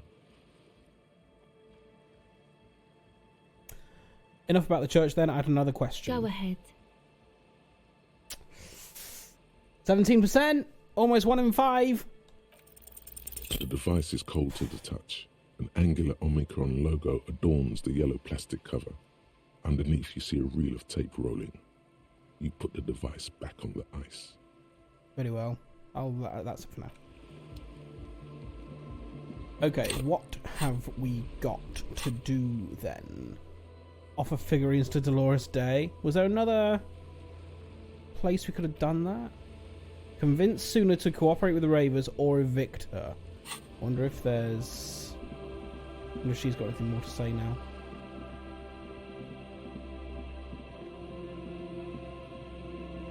This church, I think, is my favourite place in the game so far.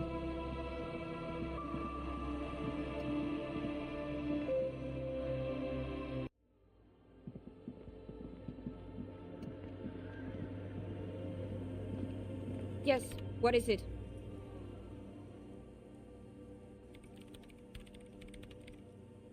What if you didn't have to leave? I talked to Andre, he wants to make it work. I don't want to make anything work. Hold on, you don't want to make anything work? Yes, anything. I don't want to make anything work. Okay, I got your message then. Yeah. Good. Oh, okay. Research not going well, discovered fortress accident. 72%. Easy. When her research is done, she can move out. Listen, about your research, you mentioned earlier that it's not going very well. Maybe I can help with something. What? No, I don't really need any help with the project. But if I could help you finish the project, then you wouldn't have to live in a church next to the Boom Boom anymore. Just think about it. She thinks about it. A glassy look in her eyes. A gust of wind brings more snow in from the broken gallery. It touches her hair. All right. Bring me the game's off-site copy from my old workspace, if you really want to help. It's stored on a filament memory, and I'm unable to go and fetch it myself. Yes, but we need a bigger crowbar.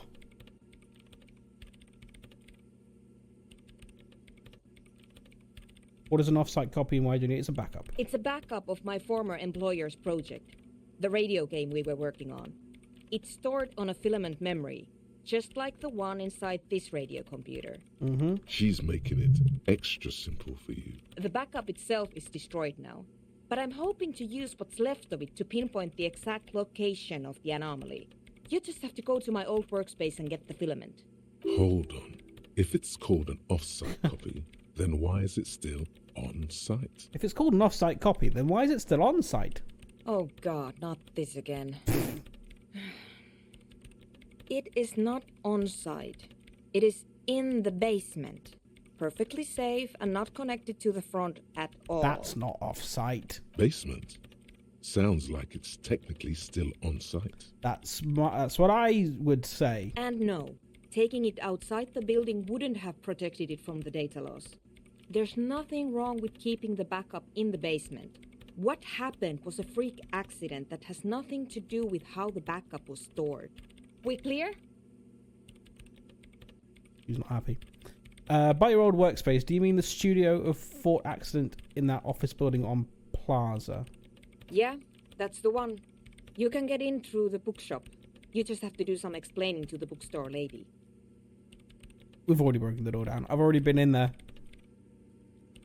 Good. Then you might know the giant ice bear fridge in the building's cellar. The filament is inside the fridge. Just go and get it. It's not in the fridge, it's in the ice cream maker. Where exactly is the off-site copy? In the giant ice No, bear it's not. fridge. I just told you. It has red glowing eyes. It's impossible to miss. You just need to get the off-site copy from the ice bear. But you've been to the fridge and it wasn't there. There was a note saying... I found a note from the ice bear fridge. It said the off-site copy had been moved to a safer place. Wait. A note from whom? Did it specify where they took the filament memory? It said the off-site copy had been taken to a nearby ice cream maker. The note was signed by someone named Sulislav. Is that how we're pronouncing that? Jawiza. Of course. Our project lead, Suliswov Jawiza. Suliswov. God, he was always so hell-bent on keeping the copy somewhere safe. And feature creep. And the Valley of the Heads. The Valley of the Heads? What's that? Like it would have made a difference. The off-site copy was perfectly safe when the data loss happened. That data loss was anomalous.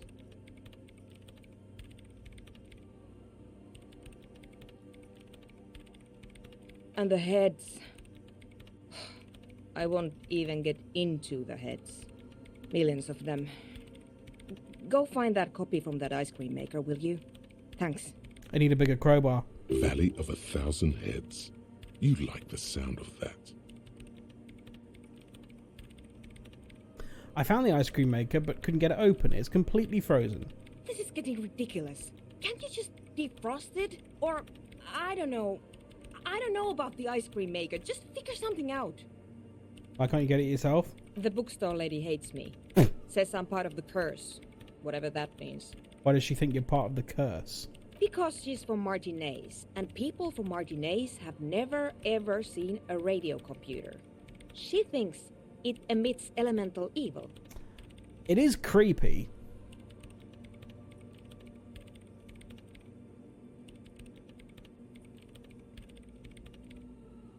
Don't be too harsh. That's only because of their socio-economic situation. Yes, but she literally started praying for the higher powers when she first saw my Reim Civic.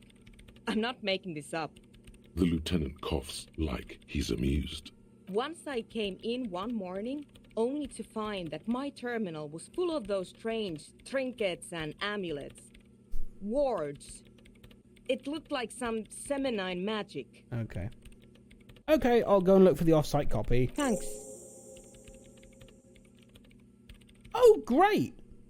She thinks for a moment, then reaches behind the radio computer and hands you what looks like an oversized pry bar. And here's my Qualsund multitool. Yes! You might need it to hack loose some ice. It opens everything. If you get me the off-site copy, then you can keep the Qualsund. The legendary Kvalsund multi-tool. This is Prybar version 2.0 for professionals like you. I'll leave you in peace now. Leave you in peace. Can we fast travel from here? No.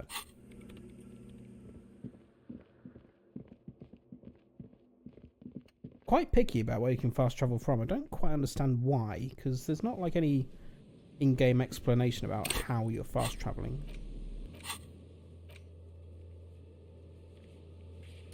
The waterfront.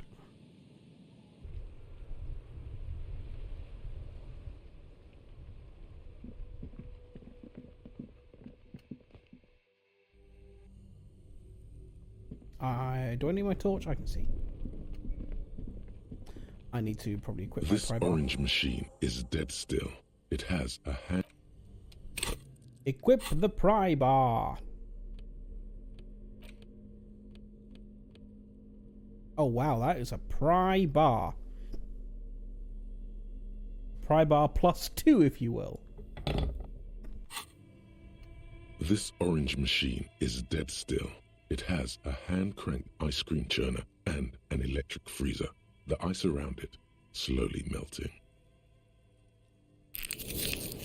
Let's kill my morale a bit. Machine unplugged. Better grip with gloves. Turn the crank. Turning the crank feels oddly satisfying, like stirring your childhood dreams. In the distance, you hear water dripping. That is a tough check. Right, what can I do? Let's leave. Physical instrument. What can I do? The physical.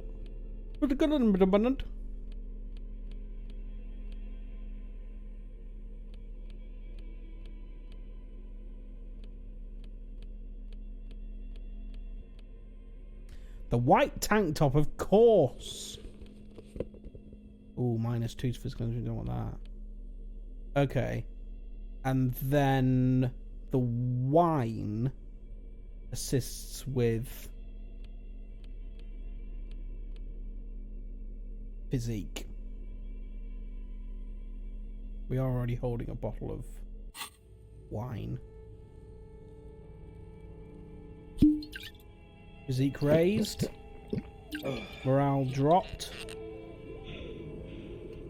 This orange machine is dead still. It has a hand-cranked ice cream churner and an electric freezer. The ice around it slowly melting. 42%! Fingers crossed! Ice groans and howls under the strain of your giant Kvalsund multi-tool until the lid cracks open.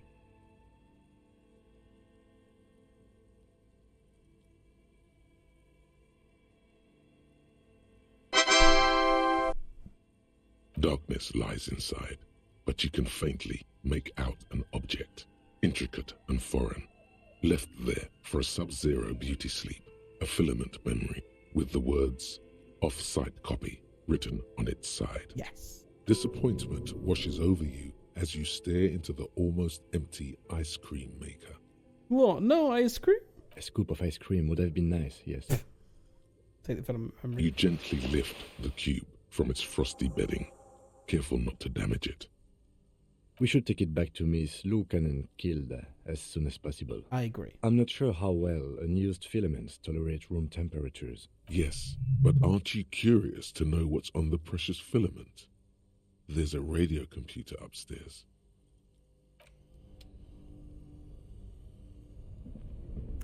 I am. Yes, I am. I am curious. Where's my torch?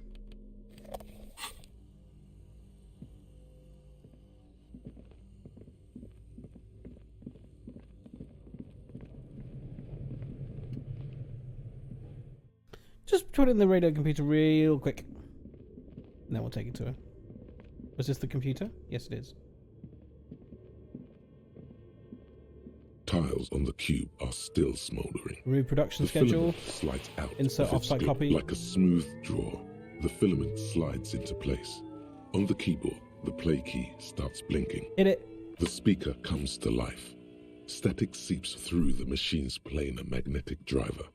An old lady greets you. Her voice sounds 100 years old. Good afternoon. Fortress accident en rue de Saint-Ghislaine. This is East Insulindian Repeater Station 1. Please repeat. Is this the offsite copy? I might have a password for the offsite copy. Good. Please repeat the password. Afterlife, death. No, that's not it. Oh, Maybe okay. it's the second part of the leitmotif you saw on the stained glass window. After death, life again. Good. I've unlocked the offsite copy. After ending the call, please press print to access the filament. Ka-ching. Ka-ching. Fortress accident. Is there anything else I can do for you today? That's all for now. Thank you, and goodbye. Tiles on the cube are still smoldering, casting the framework in a soft glow. Fluorescent play and print keys shine on the keyboard. Press print. It sounds like something cracks before the piece of paper starts filling up with pure black ink. Oh, really? Something's broken. Machines aren't supposed to behave like this. Read the printout. The paper is soaked with ink. Its monochrome darkness spanning from margin to margin. It's not possible to make out any information. What happened? It's just covered in ink. Odd. Something is obviously broken here. Perception. It's annoying that I can't change my stuff. Tear off the printout. Tiles on the cube are still smoldering, casting the framework in a soft glow. Fluorescent play and print keys shine on the keyboard. Remove the offsite copy. The filament slides out of its glowing nest. Leave. Now, do I have...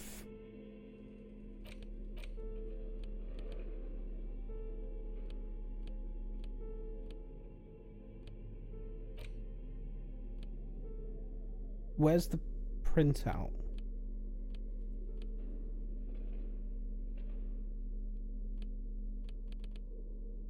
I tore off the print. What? Okay. What did we need? Interfacing. It was interfacing, right? What do the gloves give me currently? +2 to interfacing, so they're better.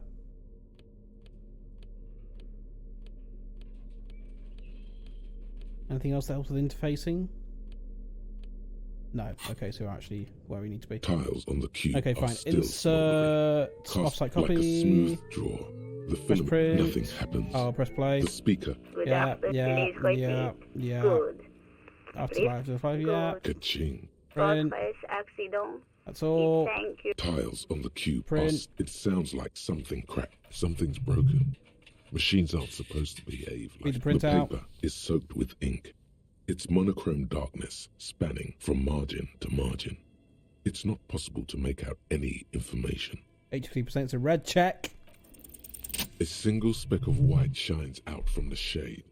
For some reason, the printer decided to spare this one tiny dot of paper. Looks like gibberish.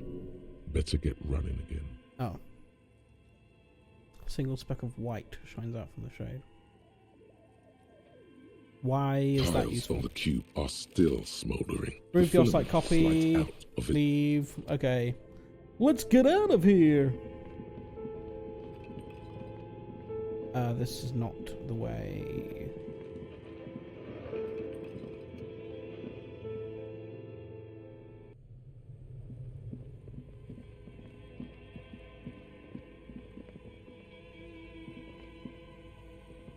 Oh, come on. The paths are a bit of a pain.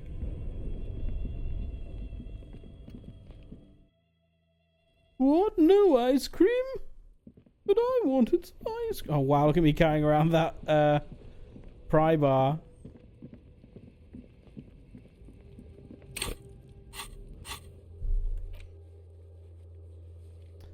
Travel to the church.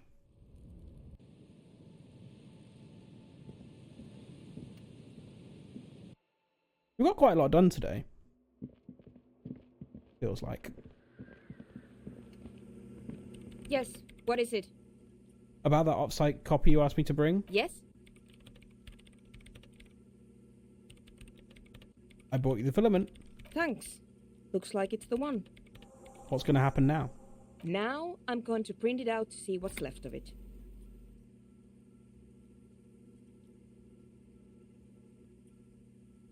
What are you even hoping to find? I have a theory. Linville was able to divine the location of the anomaly from this broken copy. I want to repeat their calculation, only this time with better equipment. Watch. Okay. What an intricate display of failure. The paper starts filling out with ink, soaking it in a gleaming blackness. Not a single line of data stands out. Yeah, that's what happened to us. This is wrong. Machines shouldn't behave like that. It's the abyss staring back at you. Now what? Sona doesn't reply, her hands running over the printout. She's looking for something. For her morning star. Eyes scouring the millimeters. Here. I found it. Where? Hold on.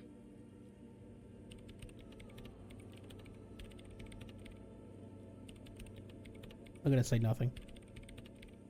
Just give me a second. I'm almost... I've never witnessed a programmer work before. done. I've got it. I found the location of the anomaly. You did it? You found the coordinates? I found the coordinates. Yay!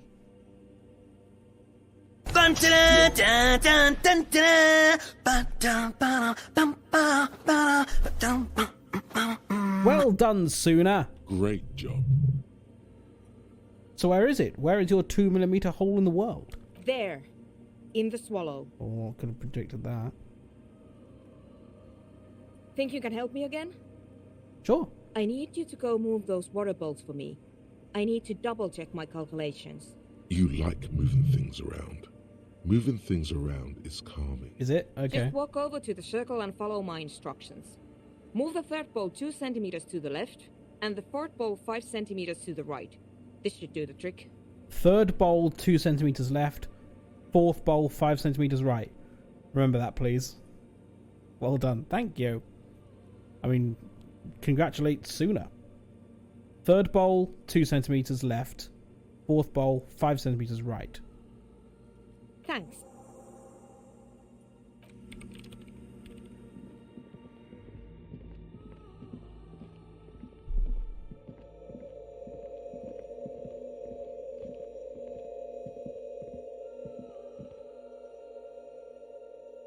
How do I know which one's the third bowl?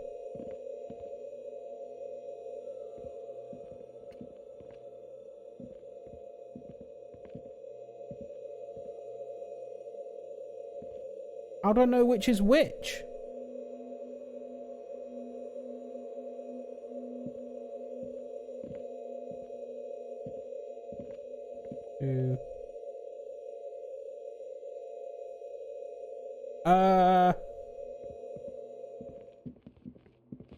I don't know what that means.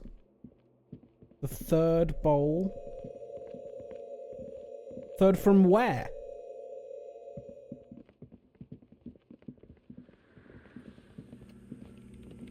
Yes, what is it? About that 2 The millimeter swallow, hole you again. mean? What about it? No. Great. Thanks.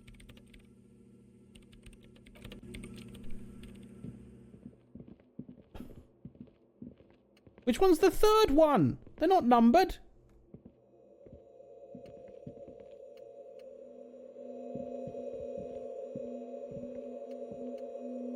It's awfully silent again, as if someone turned off the entire world outside those walls. Water inside the bowls stands still. Measurements have been marked down around the bowls, each chalk-drawn line representing a centimeter on the floor. Oh boy, this is going to be good. Oh, great. We're doing it from here. Okay. Move the third bowl 2 centimeters away. It moves like a ghost without creating a single trace of sound. Move the fourth bowl to the left 5 centimeters to the right. Some water spills out of the bowl, wetting the floor. The lead programmer sends you an encouraging thumbs up from across the hall. Time to run back, or maybe walk. This is a sacred place after all. Eve. Watch me walk. With purpose. I love the sound of this church. Yes, what is it? I moved the water bowls to the right position, just like you asked. What's next? Great. Everything should be aligned now. She stops, biting into her chapped lip. What's wrong? Yeah. Nothing. Now the only thing left to do is to unmute the headphones.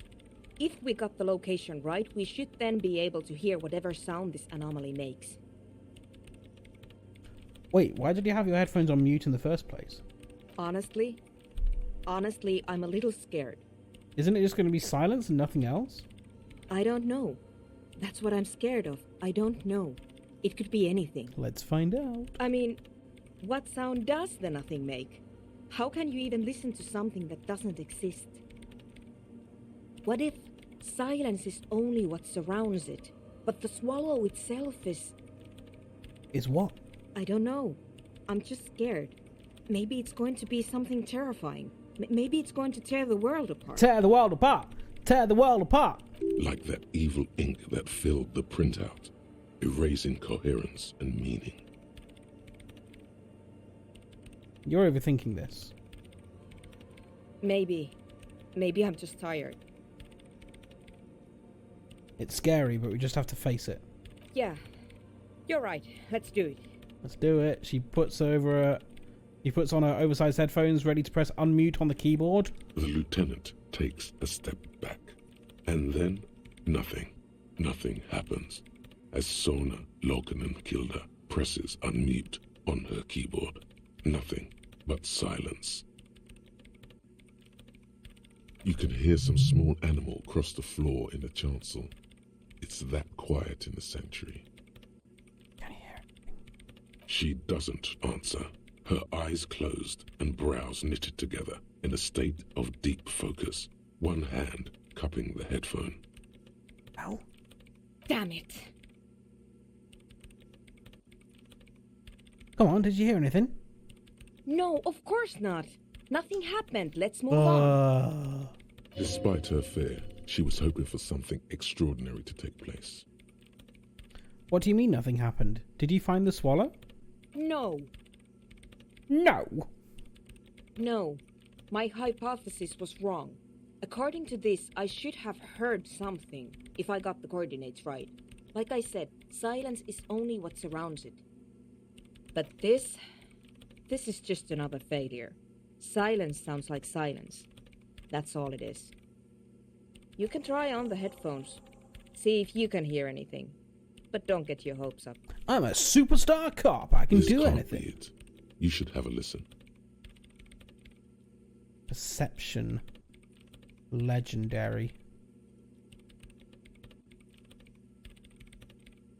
28%. It's a white shack. Got anything I can improve perception with?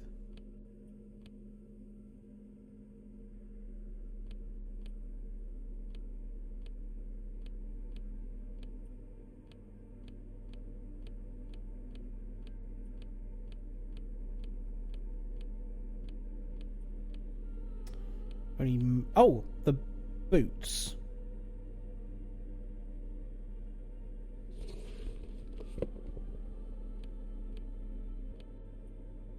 Okay, that might make it a bit better. Yes, what is it?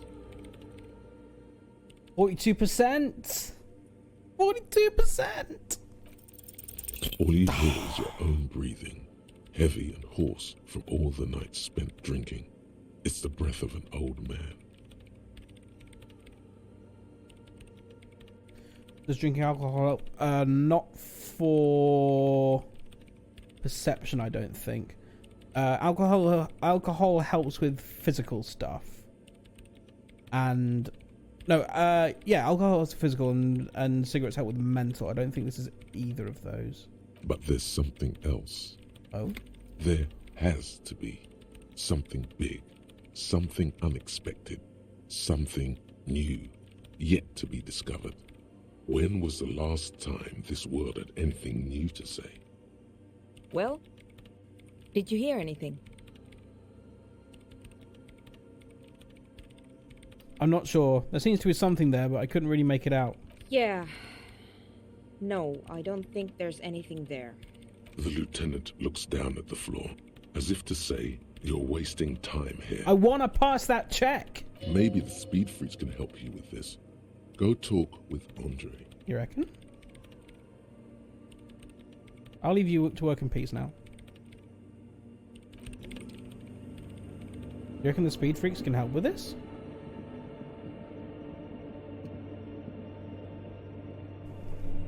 I'm just going to adjust my camera real quick. I don't know how much longer we're going to... Tell you what, we might... thing is, it's... 7. I was thinking maybe go on until the end of the day in the game. But that could well take us another 2 hours. So we'll see. I'm just going to...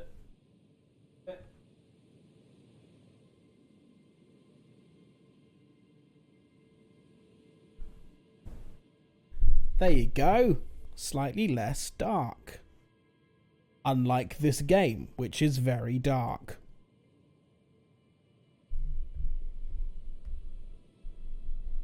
Also just going to adjust my lights ever so slightly. Living room. Color temperature. Oh, no, that's brightness. Cool. Cool. Isn't my color temperature cool? And then I'll just add a dash of color. That'll do. That'll do, pig. Oh, quick save. Let's do that. Woohoo! Okay.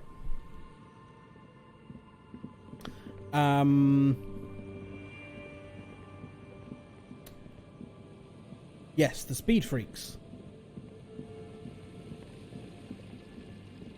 The handy bridge. That was a funny bridge.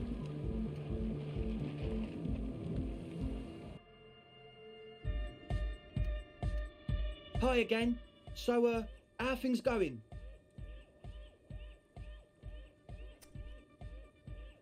I'm here to talk about the church again. Yes? What's the deal? I'm making progress in the church, but it's slow going. There's a hitch in Suna's research. What kind of a hitch? She's trying to catch an anomaly using a special microphone setup, but she can't hear the audio coming through her headphones.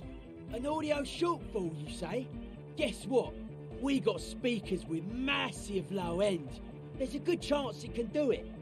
They've got one speaker. One. Uno. Un.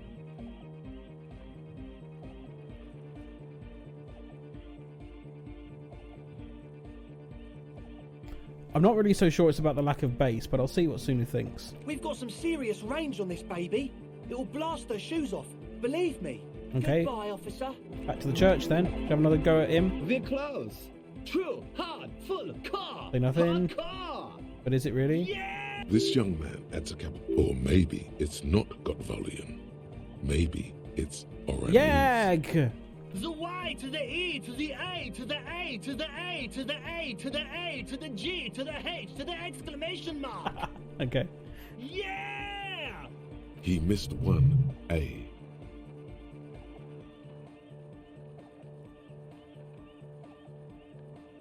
You missed an A there. I yelled mine with 6 A's, so you have to yell it with 6 too. I'm the hard rhymer, the track attacker, the mic enforcer, the sixth checker. I am the law. Okay, wasn't that?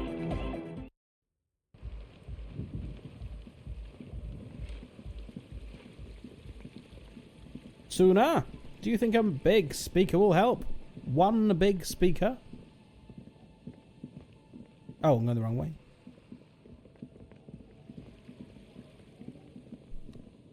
Easy. Goodness me.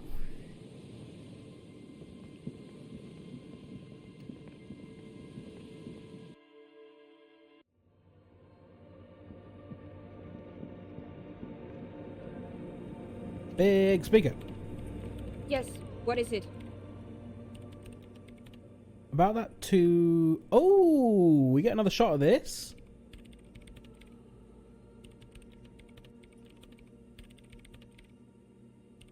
The swallow, you mean? What about it? Okay. Great. Thanks. Go on then. Still. Oh, come on! Sona isn't even looking at you this time. Let's get the speaker. Boo! RNG! Boo!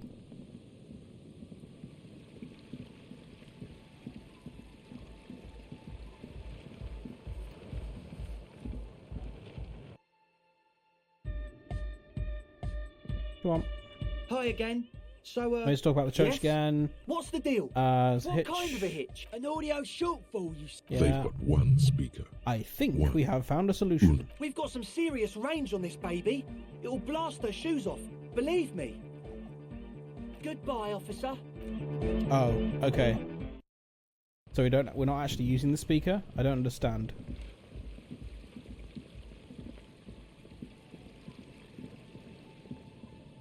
Thank you for blessing me. Now I won't die of cold.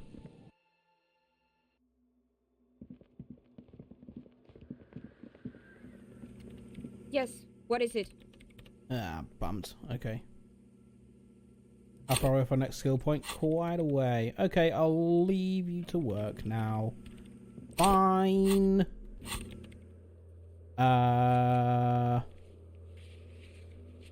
Maybe she'll help with the nightclub, help soon with the project. Find out why Suna couldn't hear anything through her headphones. Yeah, we want to use the speakers, but we can't.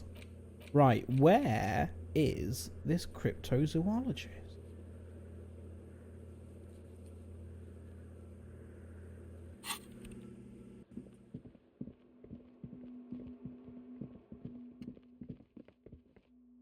Oh man, we were doing so well in the church.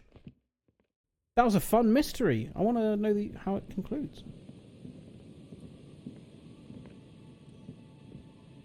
Weird shadows, but okay. Right then, map. Let's travel to the fisherman shacks. Very lazy fast traveling.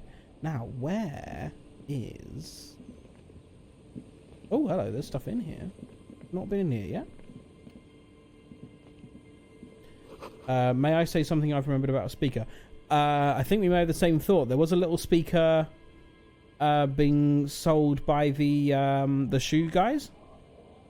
The shoe guy. Buy a £50 pair of shoes and we get a speaker for 50p. The thought had crossed my mind as well, yeah. But he's very adamant that the speaker is shit. So I'm not sure how well that's going to work. But is that what you were thinking? Yeah. We'll see. Oh, there's people down there as well. I haven't seen that. Is that the cryptozoologist? Okay, hang on. Oh, I need some more Noza fed. I've only got one left.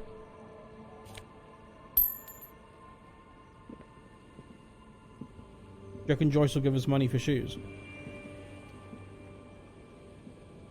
These aren't the cryptozoologists. I know these aren't the scruffy-haired little boy kicks a stone. They're 5. He can't be more than 5 years old.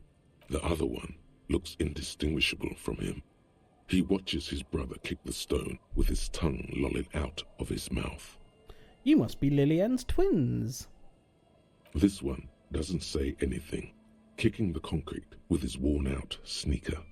Lily's our mum. Oh. I already said that, stupid child. The stone kicker laughs suddenly. His head is too large for his shoulders. The other one laughs as well. Wow, so intellectually stimulating.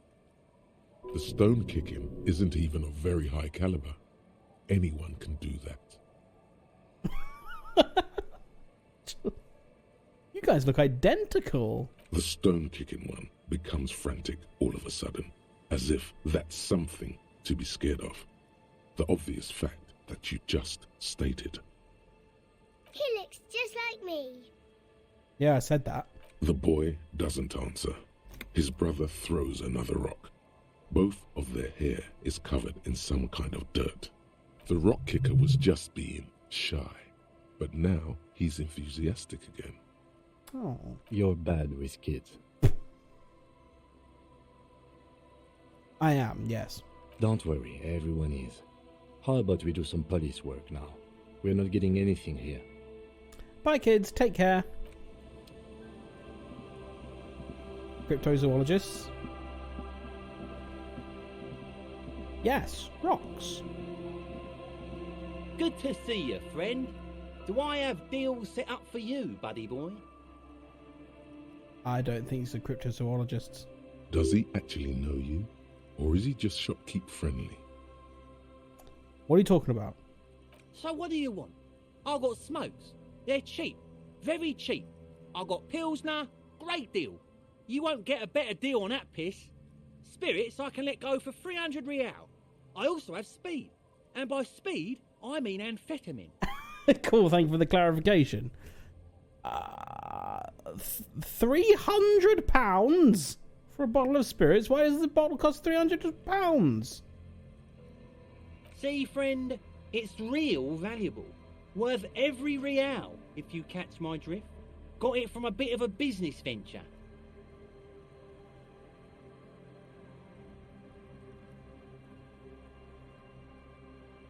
You know, it's funny actually. He's finding it difficult to focus his watery gaze. What is? What? Keep him talking. What do you mean, what? What did you think was funny earlier? This guy.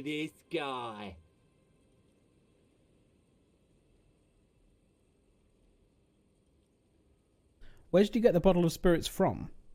Oh, this is medicinal spirits. The good stuff. Got it from the doctor's office. Right. I got one of those scientific ampoules a few months ago. Torpedo, they call it. It's supposed to keep a man from taking a drink. Didn't stop me for shit, that's for sure. 5 lemons with half a pack of butter and you're good to go. That is a good tip. I should remember it. It really isn't. In a week, the goddamn kidneys started giving me all kinds of help. Finally, the missus took me to a private doctor's office. Not a charity, the real thing. Those arseholes charged me £4 to remove the damn thing. But I came out on top after all. £4 for that isn't bad, to be fair.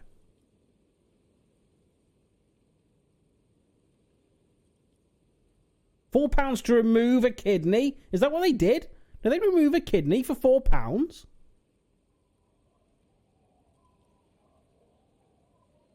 Arseholes. But the idiots left me alone in there. Now, I used to teach high school biology. I know what doctors use to preserve dead thingies. It's like 3 cans of this blue medicinal stuff from the back room. Threw the snakes out and voila. What's left is this beautiful blue stuff. 98.7% almost pure alcohol. You can't drink that. 2 I already sold to these fine gentlemen here. But this last one is yours for £3 if you want it. It was 300 a moment ago. Don't say it.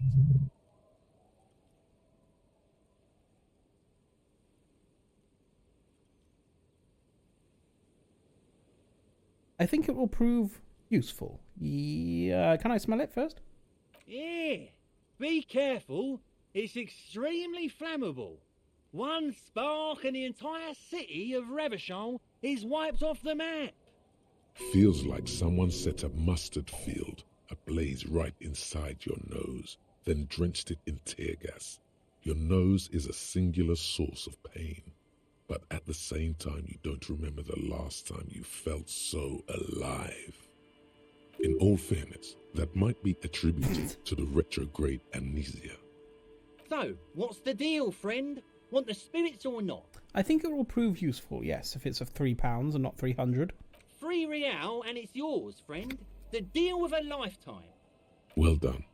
You got it. That's a much more reasonable price right there. Makes sense now. Yes, it is. Here's the money for the spirits. Just make sure to enjoy that one, friend. £15 for some speed.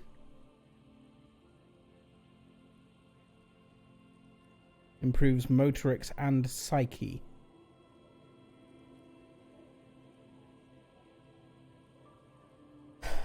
I mean, we could use that to try the headphone check again.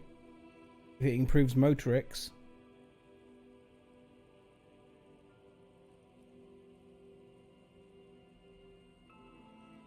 Oh, I should ask if we know each other, actually. Have I been here before? Do we know each other? Sure, friend. You know it.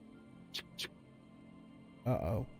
Don't mind old Rosemary here. He's a buffoon. Let's have a word after your high-concept transactions. I'll give you the lowdown. Is that Lloyd Grossman? I'm off. In the civilized world, it's a custom to tip the shopkeep, friend. Is it? But come back anyway.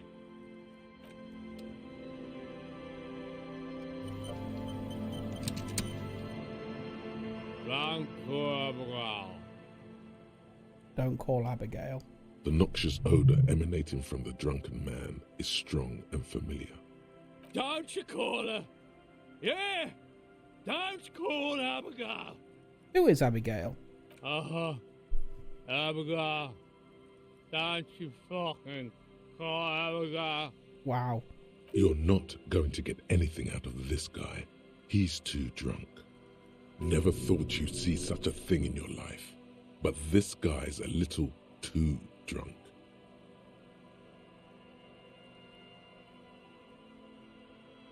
Who are you? What's your name? Don't call Abigail. His name is Don't Call Abigail. Okay. Oh, I didn't mean to do that. Oh, I pressed the wrong button. Cool. Why shouldn't I call Abigail? He snorts and beckons you to lean in closer. Lean in. Don't call Abigail. Okay. Don't call Abigail. Tell me about your friends. Don't you fucking call her. Hear me? Okay.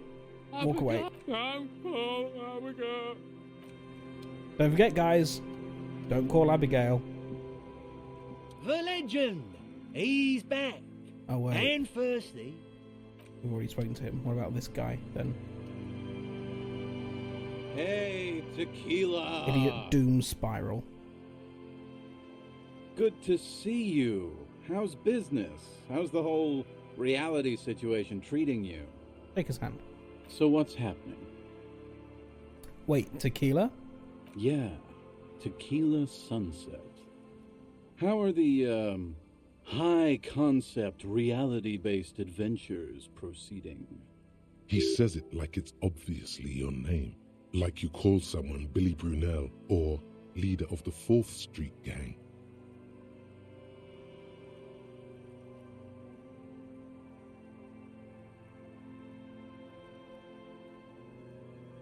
I have re-entered reality to conquer it, to bend it to my will. I am the law! Amazing band name, Idiot Doom Spiral? Yes, it is. That's the spirit. I used to shape reality into my image a long time ago. Those days are over now. Sadly, things aren't going that well in Idiot Doom Spiral land. Haven't found those keys yet, haven't won that great piece of ass back. No word from my business buddies. Idiot Doom Spiral, huh? This is bound to be a good, high-concept conversation. At last. What is a Tequila Sunset? You keep saying it. It's you. Your Tequila Sunset. Oh, is it? Oh, how do you know this? We've met before. Don't you remember? Nope. No, you sure don't. Nope. Aha. Do you want to know how Tequila Sunset came to be? Go ahead. Mm-hmm. Let me take a sip to moisten up my chords. Tequila Sunset rolled into Martinez last Friday, and by Tequila Sunset, I mean you. The man, the myth. Wait, did we meet on Friday? Hey, let's not jump ahead of ourselves. This is your story. Stop interrupting. Okay. You got here on Friday to solve a case, hoping to be the early bird who gets the worm. And by the worm, I mean the buzz. Because as far as I know, all you did was get piss drunk. Does seem that way, doesn't it? Word on the street is you went around the local hostel telling people that you're a police officer, and that it would be really fucked up if you shot yourself in the head right in front of them. That's pretty high concept, if you ask me. And then I pawned my gun. It is. Does that sound like something you'd do? Yeah, probably. Probably. The lieutenant's brow is furrowed. He's listening as casually as he can. What happened then? It was a late Saturday night when we, the Union of Moribund Alcoholics, were getting our drink on. Nothing remarkable about this. We get our drink on 24/7. Makes everything warm and glowy. I trust you know the feeling. One moment we hear the sound of a motor carriage revving up somewhere on the plaza, followed by a series of dings and bangs. Yep, that was me. Do you remember the sound of wood cracking? The billboard? Naturally, loud noises pique the interest of anybody owning a pair of ears. That's just the reality we're in. Naturally. Anyway, there was a brief silence. A gasp of silence, if you will, followed by a real commotion. We heard the carriage careening towards the coast at top speed. Sounded like someone jumped the canal. We grabbed our brewskis and rushed to the jetty. Never underestimate the speed of an alcoholic. What we saw was a sight to behold. A beat-up police carriage containing you. Right there on the beach. You revved the engine and screamed at the top of your lungs. What did I scream? The time hath come! Of course I did! Of course I did. So, naturally, being the curious cat I am, I asked what time hath come, to which you replied, the time hath come for tequila sunset, the end of all things. Oh no. Oh dear. Oh God, what happened next? Your reality contracted. You jammed the pedal, plowed right off the jetty, and through the ice. The muscles in your right leg tense up. We ran towards the ice, whilst you crawled your way out, miraculously unhurt, covered in seaweed and shit. Like some kind of sea monster. Actual shit, not metaphorical shit. When we finally got there, you were sitting on the beach crying. You said that your badge and uniform were in the car. It was too late to get in there, though. The carriage had sunk too deep. Recognizing a brother in need, we offered our condolences and invited you to party with us, which you naturally agreed to. What else was there to do? Thank you, brothers, for your helping hand. We asked about the whole tequila sunset thing, and you told us it was your name now, and insisted that we all call you that from then on. Tequila sunset, huh? Sounds pretty good. Yeah, I agree. How long did we party for? Hours. It was an all-night drink-a-thon. Then, at some point, I think it was Sunday morning, you got belligerent and wanted to talk about Revacholian women. How they're beautiful and also whores and so on. How one of them fucked you real bad. After a short while, you crossed the event horizon, looked sullen, got up, and left without saying anything. Oh dear. Wow, that's quite a story. Yeah, I bet Tequila's a fucking legend around the precinct. You must be proud to work with him. If you only knew.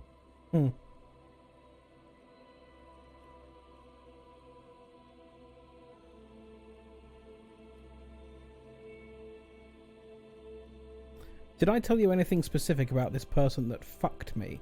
You were pretty vague about it, but you kept saying you got fucked real hard, and that we've all been fucked too. No one's fucked me. I do the fucking around here. Abigail. It seemed Let's all pretty fuck painful, Abigail. to be honest with you. If I had to guess, I'd say you're still working through some shit. Did I mention losing anything else? I mean, we know we know where we lost our gun. We pawned it. We need to know who's got it. Beside your gun and your badge? Okay. You said something about your hope or heart or something. To be honest, the details are a little hazy. In retrospect, I guess you lost your motor carriage too? That's a big one. Did I say anything about the case? Yeah, you said it was no biggie and that you'd solve it in no time. And that you didn't need anyone to do it. You're doing it solo now. Sorry, Kim. A lot of cops go solo and hermit once they reach that level of alcoholism. You get a read on what kind of cop I was? You kept calling yourself a goddamn superstar who'd cleared 501 cases. Damn right, don't you forget it. As you've already determined. Oh. The actual number is 216. But what's a little embellishment between friends? Exactly. No thanks to the squares at the precinct, as you put it. I don't want to know my politics. I'm scared that I'm a racist. Did I say anything about my colleagues? You told us that they were a bunch of fucking losers whose main interest was cramping your style. Sure. No specifics, though. It was more about you that night. You were the star of the show.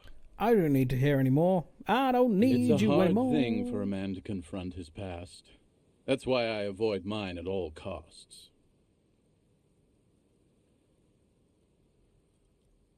You seem like you're characterized by your storytelling ability.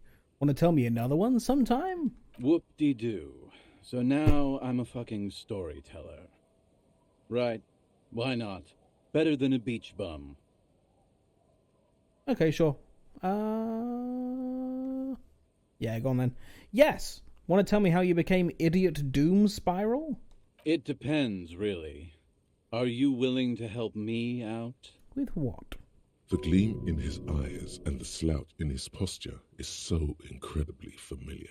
You might get scammed here. What do you need? Booze. Did you already forget our party? The thing I relayed to you earlier. So, have you got anything for good old Idiot Doom Spiral? Oh, I'm not giving away a my... bottle for a story. Seems fair to me. But I don't want to give you my alcohol. I might have more use for it. That very well might be the case, but looking at you, I can say with great confidence that I needed more. Be seeing you. You too, Tequila Sunset. Tequila Sunset. I like it. The bushes are too thick and thorny to pass through. 74p on the ground. So can I can get around that way, I suppose. I don't think there's anything for us there, but we'll explore. Right. Oh, the bench we can pass time on, I suppose. The worn and beaten wooden planks of the bench do not look overly comforting. We can sit on benches after we've solved the murder. Let's go. Yes, you can revisit the bench if you ever need to pass the time when Lieutenant Kitsuragi is gone. He's only ever gone at night time, though, isn't he? Can I fast travel from here? What do I want to do now?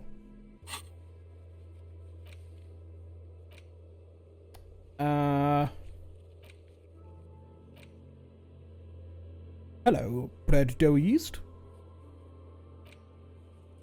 Welcome in. So we can't do anything more than that until we get another level in, was it Perception, was it? Or we could buy some meth.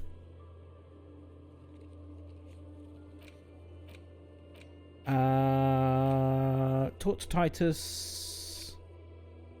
Where the hell is this cryptozoologist? You're better gear than me in the same viewer account, you're making it. I mean...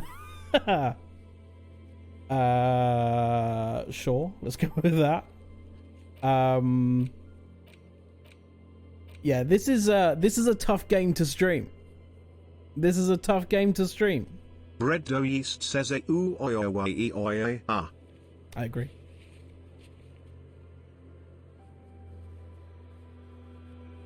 I'm kind of enjoying it. We've done some very interesting stuff in this game today.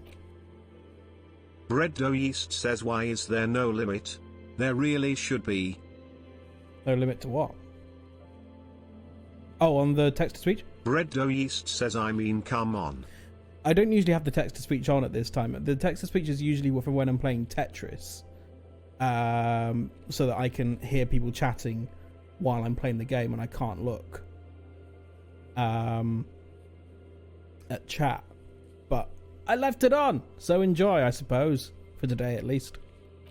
I'm doing good. Thank you, Gav. So I guess we need to do that tomorrow.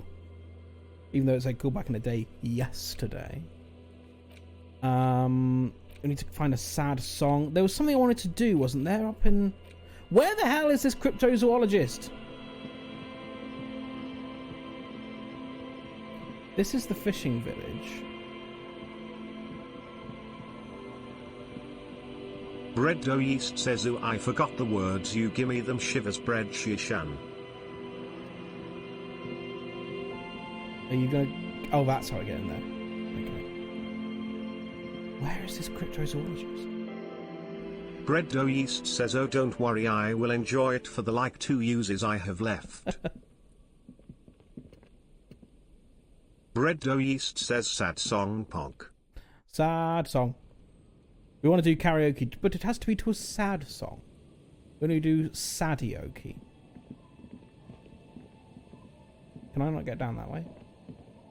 I can, okay.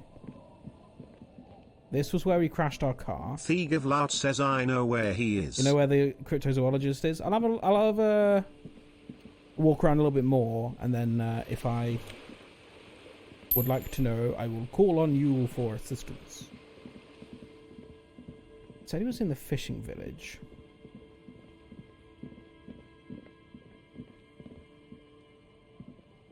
I don't think... I'd assume the fishing village actually counts as the place where the buildings are. Let's see.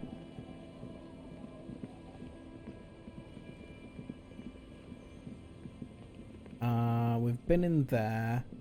We've been down here?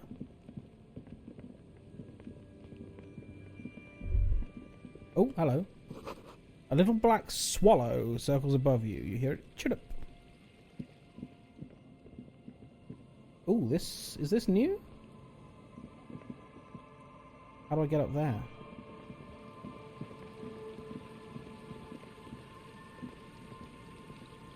Oh. Oh, hello, what's this? The water runs from the west. The source is upstream. A broken pipe? There's a box there. £1.15. Lovely. Ah, who is this? What is this? I love this building. You're not a cryptozoologist, you got a kid. And Mikhail noticed the windows, especially with how there are no windows on the south side. This was to deal with. A blonde man standing next to his son points to the window, the weather-worn ruins. He sees you approaching and smiles. You officers, come to investigate the historic subtext of West Martinez? I'm Tran Hailostam. You must be Kim Kitsuragi, right? I was just telling my son about this building. Not a lot of people realize the historic significance here. Very rich in hypertext. How do you know Kim? Nice to meet you. See, that's the question I had, first of all. It takes us out of the conversation. Hold on, hypertext? Yes, hypertext. Young Carp and the collection of cultural hyperlinks. Like off of the internet? But on paper? What was that about the windows before? Oh yes, so Mikhail. They had to deal with monitor glare, especially in the summer. They still had vector monitors back then. That was 49 years ago. So they didn't have windows on the south wall. You and Kim know each other? No, I can't say that we've met before. But I've heard of Kim, of course. He's a legend. Mikhail, say hi to the officers. Mikhail's a little tired today. Aww. We spent all night trying to run Orbis on his radio computer. Have you heard of it? It's a programming language used in Grad. Quite tricky, but he wanted to play this Grad-made adventure program. We've been getting really into Worms lately. Worms? The man speaks in the artificial cadence of a professor, or someone who's been on too many radio shows. But I assume you're not here for giant worms when there are so many real things to see. Just as I was telling Mikhail before, this is where the Coalition landed in 08. We could be standing on what is the most interesting landmark in Revachol West. And no one knows about it. Well, get a load of this guy. He really enjoys his trivia. The Orbis programming language was named after its inventor, Victor Orbis, a cybernetician from Grad. They run Vox in the Occidental countries. I'm not going to ask him for money. What's so fascinating about an empty old building? Aha! But it's not just any empty old building. He raises his hand to his eyes, springtime sun warming his handsome face. All four of you turn to admire the mural before you.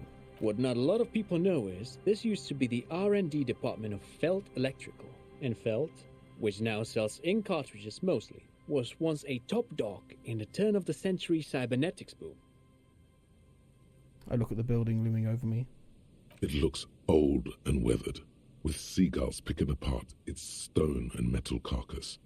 Bushy undergrowth has taken hold of the collapsed rooftop. Some kind of bird has set up a nest on a broken windowsill. I don't think I've ever heard of this Feld Electrical. That's not surprising. Only a vestigial ink cartridge and ferrotape manufacturer remains. They started out as a midway electronics outfit in Königstein 2 centuries ago. After an aggressive move to Revachol, Feld became a global player in the emerging personal electronics market of the pre-revolutionary era.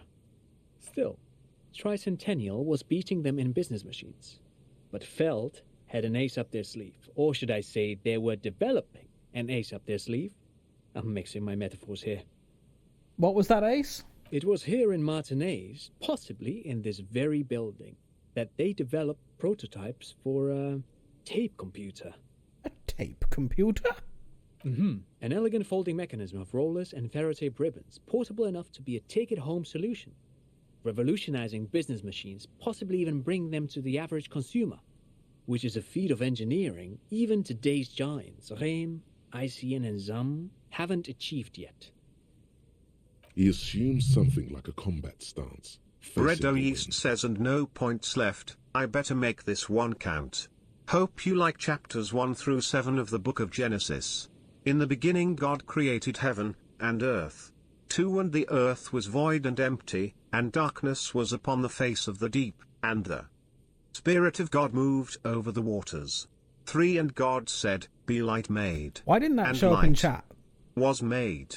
4 And God saw the light that it was good, and he divided the light from the darkness.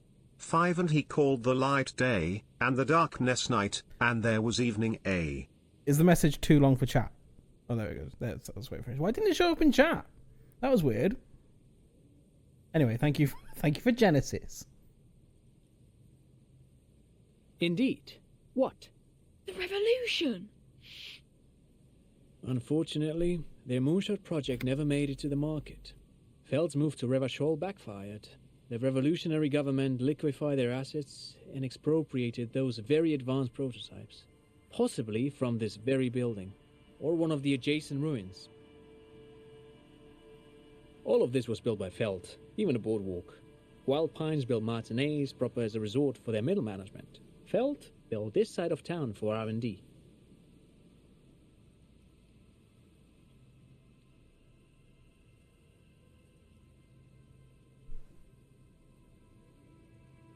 You're saying that Feld Electrical built this boardwalk? Yes, they even built a pleasure wheel, but that got destroyed in the war. A pleasure wheel?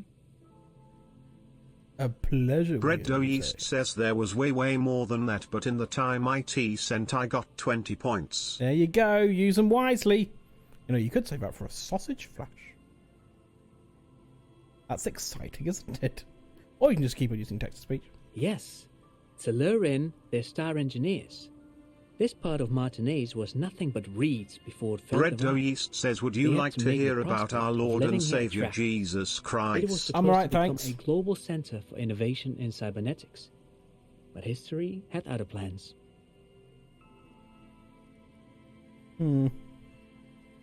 How did these tape computers work? Did they work like radio computers?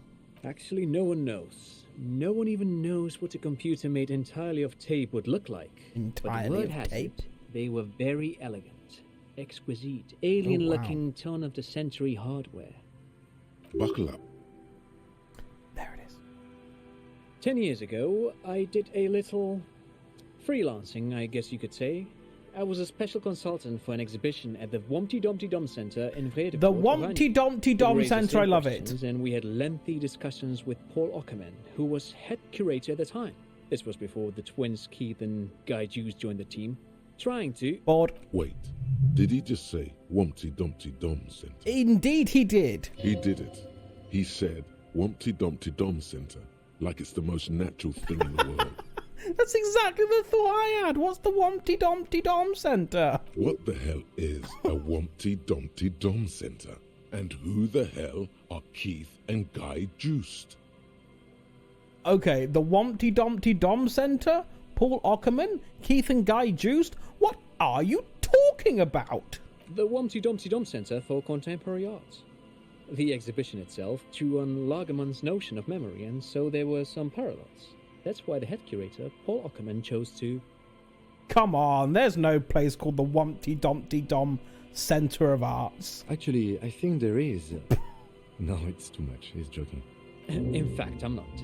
The Wompty Dumpty Dum Center is a place you can visit if you're ever in Vredefort and are ever in the market for an exhibition space / contemporary art research center. But perhaps I should return to the tape computers.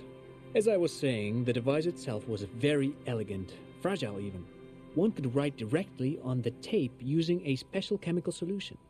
The machine would then analyze the handwriting, perform operations, and project output onto a white screen. It was a beautiful, delicate thing. Wow. I want to work there. I want that as my address. Tom Bacon, the Wompty Dumpty Dom Center. Made of black film and folding tape structures. Cool. Very, very cool. Though I understand the socio-economic causes of the revolution, it pains me to imagine the revolutionaries setting fire to this precious device. But so they did. The felt playback experiment vanished into the fires of 07. The felt playback experiment? Yes, the official name of the prototype. Some sources report it as the felt playback experience, but those are incorrect. The RH experience? Why did they destroy it? Who knows? Maybe it was an accident, or maybe they didn't want the technology to end up in the wrong hands. Either way, they're all gone now. It's all three gone. versions It's of the all prototype. gone. Nothing but debris and ashes remain inside that building. Okay, I don't think we need to know anymore. I wanted to ask something else. But of course. What else? Thank you for all the interesting information. No, thanks to you for having me and little Mikael here to pick your brain. A very interesting conversation indeed. Pick your brain? If anything, this was rather one-sided. He did the talking. Whatever. What's all this then? Another power box. It charges nothing now, it's empty. £5.25? Loaded. Oh, there they are! Is that them? Must be them. The fence blocks the path no one from here. Okay, I mean, I kind of want to look in the building. Can I look in the building? Bars covers these long, dusty windows. I don't think I can. The remaining windows rattle from a strong gust of wind. They're covered in a thick layer of grime. They must have been like this for 40 years. Try to see inside. Dripping water falls from a high place. All you can see is the shadow of a collapsing staircase. There's rust and corrosion on the bars. They're foaming with it. And a small layer of white salt from the sea. Lieutenant, can you make out what's inside? No. Just want to know. I Not won't yet, even Gav. try. You know, I had a partner once. They called him Eyes, because he had to show me things. It's that bad. Can you still shoot, though? Well enough, actually. It's odd how that works. I'm no sharpshooter, but I passed my shooting courses 7 out of 10. That shouldn't be a passing score in a shooting course, I don't think. Right, how do we get down from here?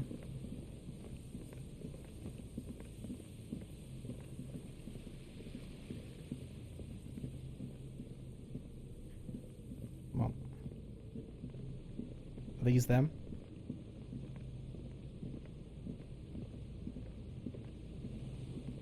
Here we go. Yes! Nice and easy. No way out, little guys. Not out of this gem. He sounds like ancient reptilian brain. There's a cylinder on the ground in which the man is arranging some netting. It looks like some kind of trap. He notices you. Who's there? Oh, the police. Hello, officers. I found him. Thegavlaut says without my help. I found him all by myself.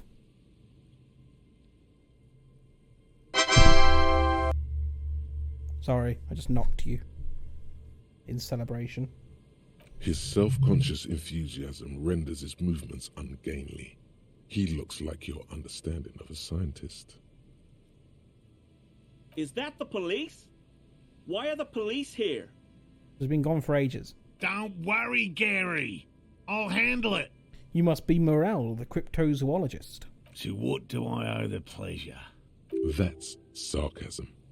He takes no pleasure Thief from Lout your says well appearance. done. Lena sent me. She's been really worried about you and is waiting for you to get back. Of course. Thank you for passing along the message. That damn water lock is broken, and we can't go all the way around the 881. It's fixed now. The 881 is a raised motorway that separates Martinez from Jamrock. The labyrinth of streets underneath it makes it difficult to pass, not like walking over a nice water lock. The water lock's fixed. It was fine when I crossed it. Oh, good. We should really be getting back. Gary could use a hot shower and a warm bed. Did he say we can go back now? Yep. Yes, Gary. We can go soon. If you see Lena, tell her I won't be long. Sir, your wife is waiting for you. I just have to do one more round. See if the phasmid has taken the bait. Then we're going.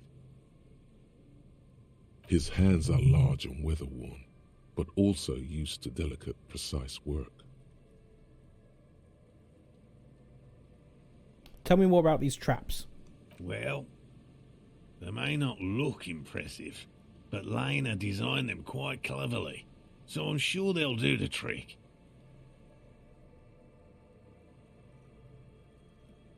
How do the traps work? Simple. Attracted by the locusts, the phasmid crawls down the funnel and, having eaten its fill, can't get back out. Silly phasmid. At least, that's the intention.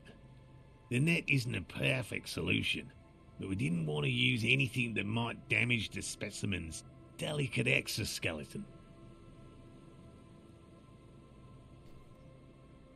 Let me ask you about something else. Yes. What? Elena seems pretty eager for you to return. And I'm eager to return to her, I assure you. But I can't leave before we finish with these traps. My wife understands that just as well as anyone. Okay. Come on, Morale. We've been soaking out here for days. It's time to go back. Yeah, listen to Gary. And leave the traps? Absolutely not. I won't let Lena down. Come on, she wants us back. I'm soaked up to my nuts over here. We'll both catch reed crabs if we don't dry out soon. Of course it's important to her. She's seen it. A verified sighting, on record. One of only 4 this century, and it's hers. I didn't actually mean to pick that option. I thought I was just pressing on. Really? She sighted the phasmid? She didn't tell me that. Yes. That's how we first came to know one another, in fact. But that's her story to tell, not mine. Suffice to say, it's long been our dream to find proof of the Insulindian phasmid together. I can't abandon course now. Are you ill?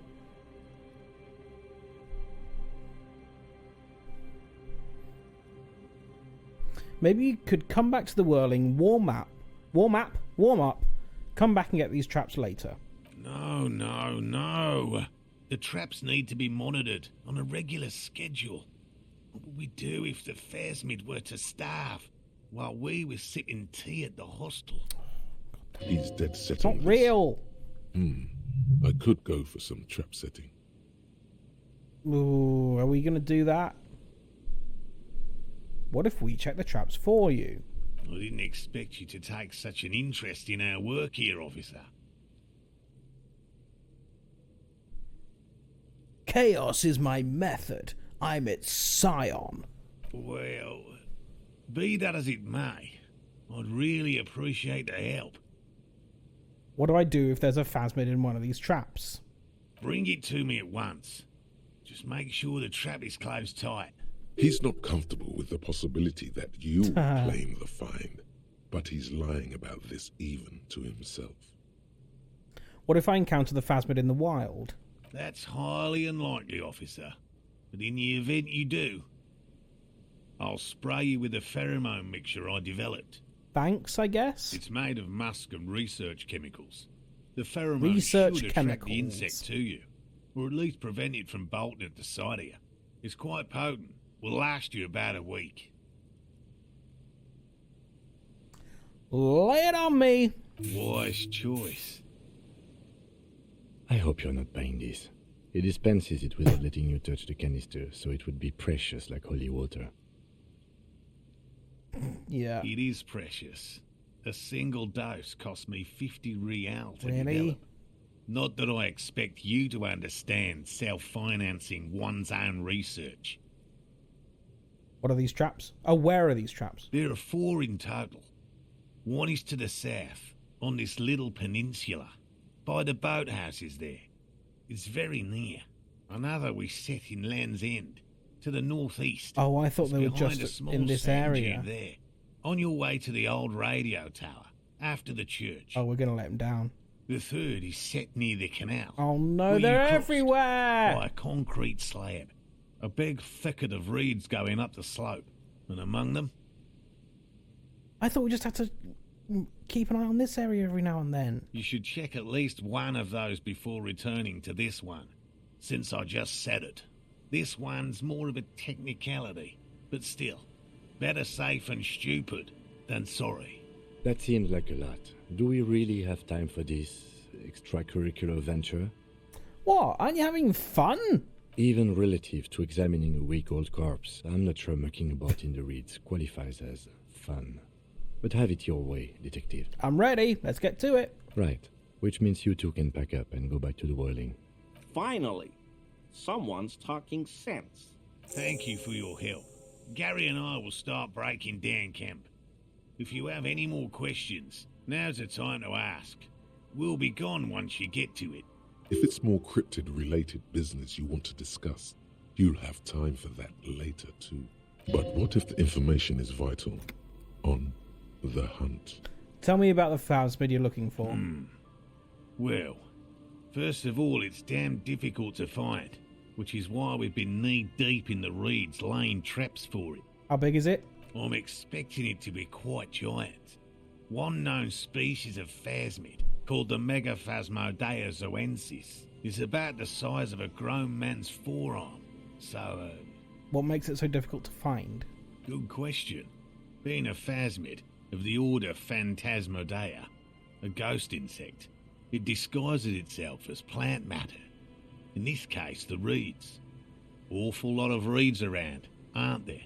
You're saying one of these could be a phasmid? It may have also developed other specialised techniques to protect itself from predators or scientists in our present case. I'm done. What have you discovered about it so far? Very little, I'm sorry to say. No one's ever captured a specimen, so all our information is based on first and third-hand accounts. So no one's ever found one? Not yet. That's what makes it a cryptid. Just out of curiosity, if there's no proof of its existence, how do you know it's real? I know it's real. Okay. It's clear that his obsession with the phasmid is driven by something more than the pure pursuit of scientific advancement. Doing this for your wife. By which I mean, I've heard enough first-hand accounts to believe quite firmly that the Insulindian phasmid is more than mere superstition. Lena said there'd been a sighting of it here in Martinez. Yes, the most recent sighting was by a couple of teenagers along the coast here. That's what brought us to Martinez specifically. Please don't be Kuno. It's the first credible sighting in several decades. Admittedly, it's an unusual location for this species, but with all the sewage runoff upstream, it probably doesn't matter much anymore. Maybe the Insulindian phasmid has died out? I have to resist the thought. Such an extraordinary creature is doubtlessly highly resilient. After all, it's generally thought to be capable of parthenogenesis. He means asexual reproduction. The females of the species don't need to mate to produce viable eggs. This makes it easier for a species with a small population to survive. Females reproducing without males? A travesty! A crime against passion and common sense. Nature does not concern herself with ethical propositions. As a scientist, My interest is strictly dispassionate. I'll get going. It's clear you like the hard stuff, Bruta. What is my lower intestine going on about? Lower intestine? The term is metabolic and circulatory system. Okay, but what's the hard stuff? Fascism, Bruta. What? What is fascism, though? Many things, but it's mostly about trusting your gut. Who does your gut tell you is the source of Revishol's problems? What? Well, I'm not a fascist. I thought you were my circulatory system. Quit stalling, Bruta. We're talking about the weakest, worst, most insane thing. The weak link. Financiers? Yes, them. But also... Oh. Wormen. Wormen? Really? That was a fascist thing to say? Wormen. Men of Wur. You don't like them. They're insane. Their idiocy needs to be scrubbed off this world with rubbing alcohol. Woo men need to go back to the fucking kitchen. I disagree. That's what fascism boils down to. The rest is also important. But the main thing is that woo men need to know their place. No, I'm not a fascist. I'm not a fascist. Am I having some kind of stomach seizure? Stomach truth. You're having a stomach truth. Why am I getting this? Because you've said the hard things that others won't say. Have I? The good things, you've said them many times. Thegavlat says lol. It's making me be a fascist.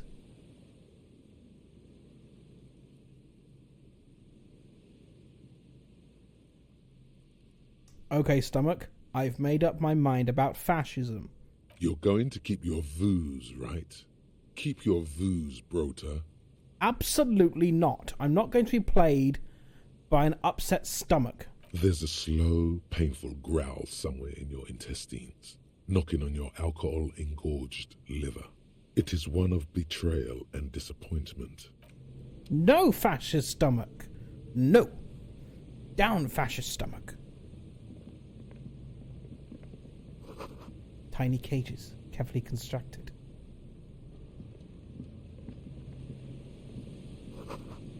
Soggy logs. Smell of ignition fluid. Still, they won't light up. Lots of people out there miss the good old days.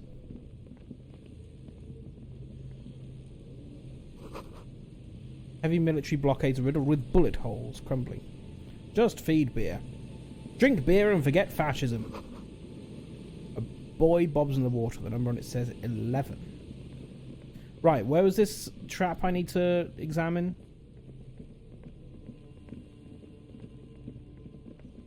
Oh, what's in the box? 45p. No boat in the boathouse today. Oh, there it is. Excuse me? Did I just pick up oversized superstar sunglasses?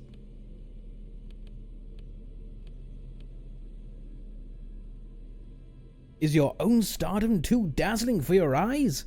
Can't bear to look at your own fabulous reflection in the mirror? Then these classic oversized sunglasses are for you. What do my current glasses do?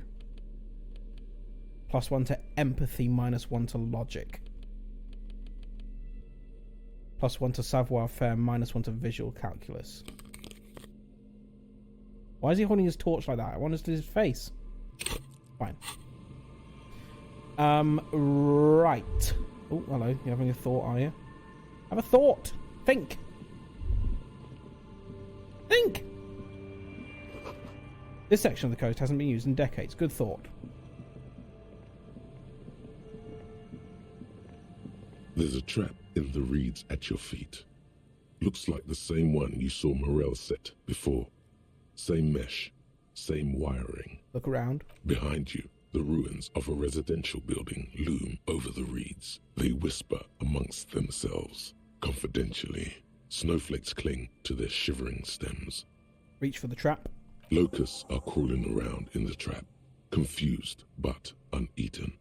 You see no carnivorous reed phasmid gorging on them. What a surprise. Big surprise. Anyway, 1 down, 3 to go. No need to grin. I'm not expecting to find anything. I'm helping some citizens and getting some fresh air. I meant no offense. Just... leave. What's this? What? Boathouse is shoddily constructed. A strong breeze might blow it over. £1.15. What's this building? Do we know this building? Okay, what I want to do now is head back up to the church.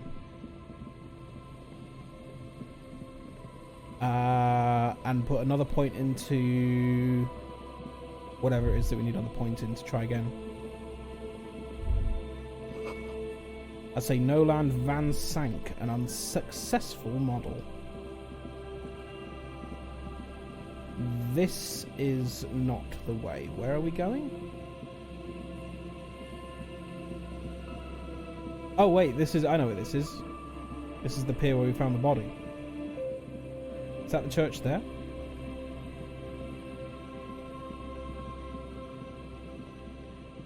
Yes.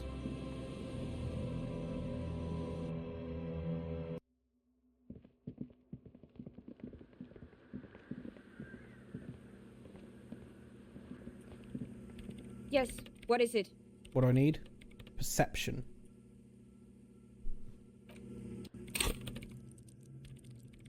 Perception.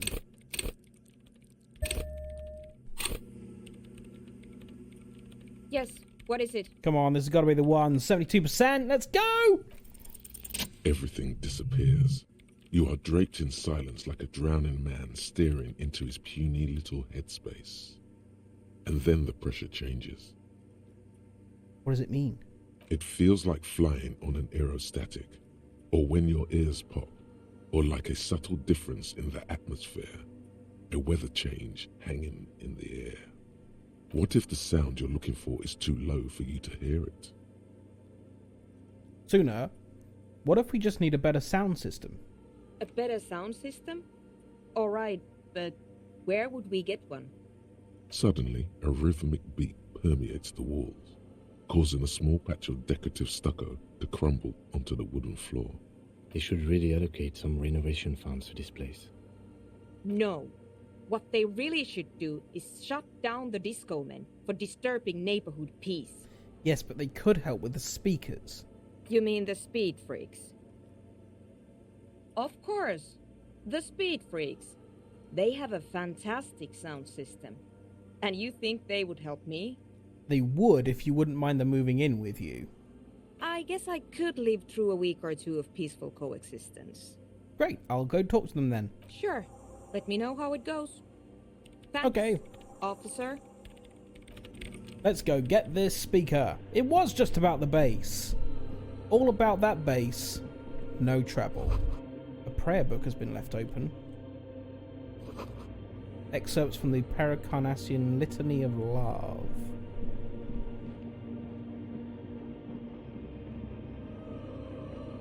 Let's go. Leave.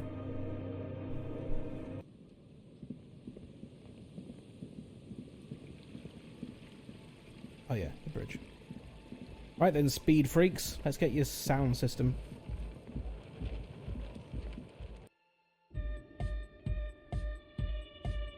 We'll have another go at we're close. Egghead as True. well. Hard quarters of neck. All right. Oh, not that one. Try again. We're close. True. Hardcore. But is it really? Yeah. This young man adds, or maybe it's not. So is this the famous Van Eyck I'm hearing? You know about him? You know Van Eyck? Your friend Asil mentioned him. Good. The Advent? No, not that one then. Hi again. So, how are things going? I'm here to talk about the church again. Yes? What's the deal? Good news. I've managed to convince Suna she's okay with you guys moving in, but on one condition. She needs your speakers for her project. We are grateful, Copman. You're an augury of a new era of Nordic dance music. You're going to have to share space for a couple of weeks until she gets her research finished. That's fine. We can manage. I'm glad I could help. We appreciate it. It's going to take us a bit to move our stuff inside. A couple of hours, maybe. Come check back later. Let's get moving. Leave the tent. And it's just gone 9 o'clock. Fantastic. That means it's bedtime.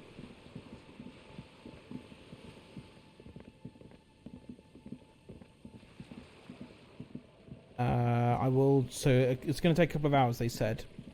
So we'll have to check back in, I guess, tomorrow.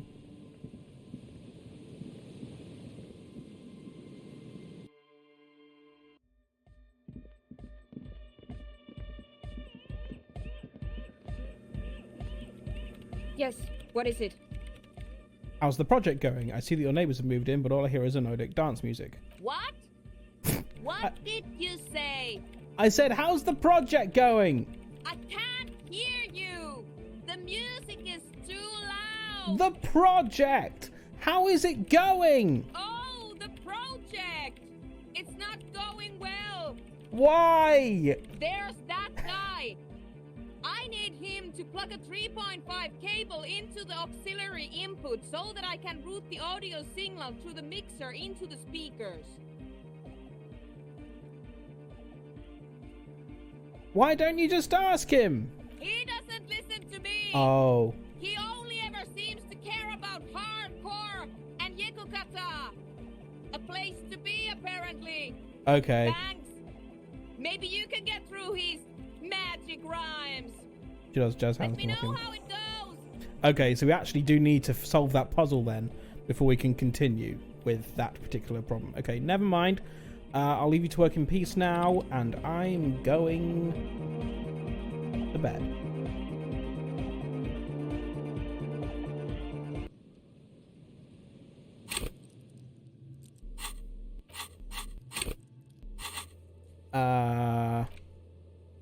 Travel to the shacks. And this one is mine. It's getting late, and it's snowing. Time to call it a day. Good night, Kim. Good night, officer. We'll meet in front of the shack in the morning. Enter the shack. Oh, yawn. The bed is comforting, if a bit run down. Still, you've earned a rest. Go to sleep. Across the room, the heating system hums its soft lullaby. The mattress feels soft and sheets warm. It only takes you moments for the world to fall away. This is way better than the hotel. Thoughts, baby. A million little lights in the dark. You're one fine instrument, brother. All those faces and all those names. All that laughter and screaming and scheming around. Every corner and every street. We talk to a lot of people. Recorded in you forever on Faraday. Spinning in eternity. On and on it goes for untold hours. At the disco where you first asked her to dance. Rising, rising, above the dark curvature, the great wingspan of sleep, studded with stars. Behold, there are millions of them down there. The first time, the last time. The smoke in her mouth, the plotted flowers, Potted. the faces turning, changing. This is about our wife who died, I assume? It's the world, Harry boy, and you're made of it. Every day you're out there, you make more of yourself from it. I'm afraid you can't be unmade now. Has been pointed out that he sounds like a Mighty Boosh character. Nope, not until now. You can never forget this shit.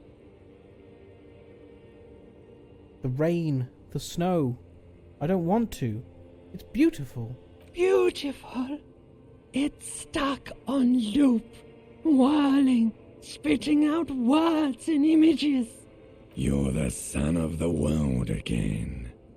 Harristar, a ceaseless agent, picking up litter and old newspapers, collecting your little bubblegum wrappers and idiotic picture postcards. Meaningless keepsakes. Reading your awful letters and recalling things, aren't you? The endless names of the world. An address book you are. The map of a city.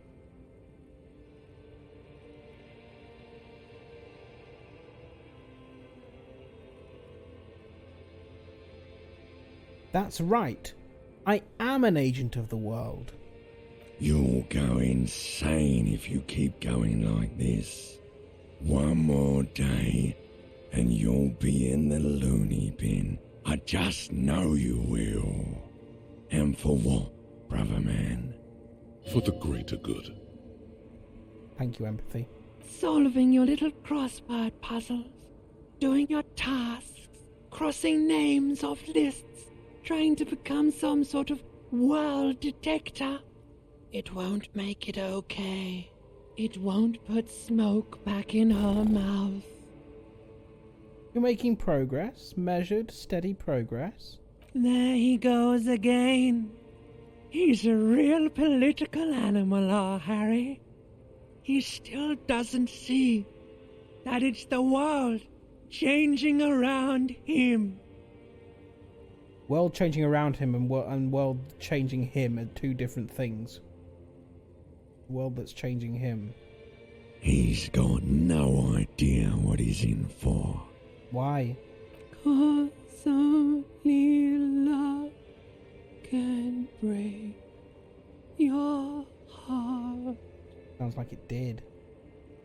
Beep, beep, beep. The alarm is ringing, Harry. The disco circus goes on and on. You barely slept 3 hours last night. No. Do it for the picture puzzle. Put it all together. Solve the world. One conversation at a time. Yes, logic.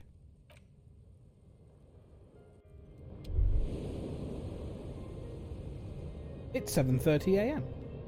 Good. You're up. Listen, there's something that's been bothering you for a few days now. What is it? It's a suspicion, or a feeling really, that things are not quite in hand around here. An earth-shattering deduction from your psyche. What will those guys come up with next? Every day, things seem to spin more and more wildly, out of control. The center isn't holding. And despite your efforts to moderate and contain these energies, things only seem to be getting worse. Wait, I thought things were going pretty well. Oh, sure. You've been making progress on your case, interviewing people, solving side tasks. But who's focusing on the big questions? What am I supposed to do? You've got to find out who bears la responsabilité. What exactly is a la responsabilité? The most awesome, terrible thing. It is human nature to crave la responsabilité and to deny it. That's why it must be distributed across many different organizations, agencies, offices, and portfolios. I thought I was assigning responsibility for the murder. Harry, you're thinking about this too narrowly. La responsabilité isn't concerned with trivial questions like who killed who. It's about the real issues, the human welfare index, the price of staple goods, the transition to real democracy. All right, give it to me. I'll accept responsibility. Whoa. This isn't some kind of dictatorship. You can't simply seize la responsabilité for yourself. It must be given by a legitimate authority. Are you running for president now? Like a committee.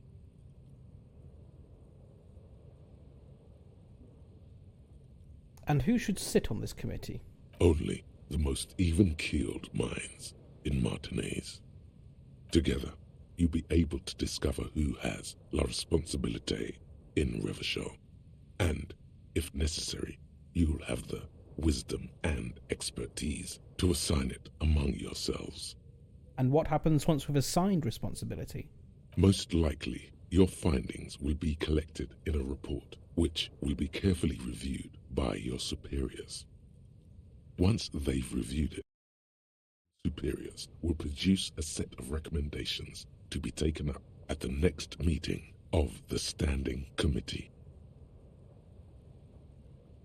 Rest assured, no matter what happens, it will be done through the proper channels. I'm prepared to take on this awesome burden. Good luck. Your report is eagerly anticipated. What a burden we have taken upon ourselves. This is more than solving a murder. You're up. Listen. No, we've already done There's this. something that's been bothered. It's a suspicion. We've done this. Every day. We've done this. Things seem to spin more. Oh, sure. We've done this. Who's focusing on? You've got to find out who. Whoa. Like a committee. Only together you'll be able to discover who had. Good luck. Why did that not go away? Why is that still there?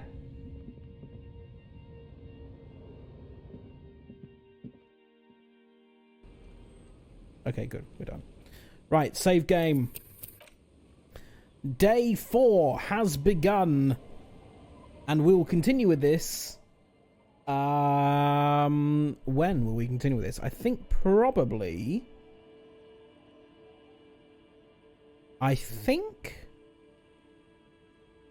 probably Sunday. I think. That's a lot of thinks, isn't it? Sunday 9 p.m. is the next scheduled stream of this after the weekly weekend show on the RH Experience. I will be back tomorrow lunchtime 1 o'clock for Tetris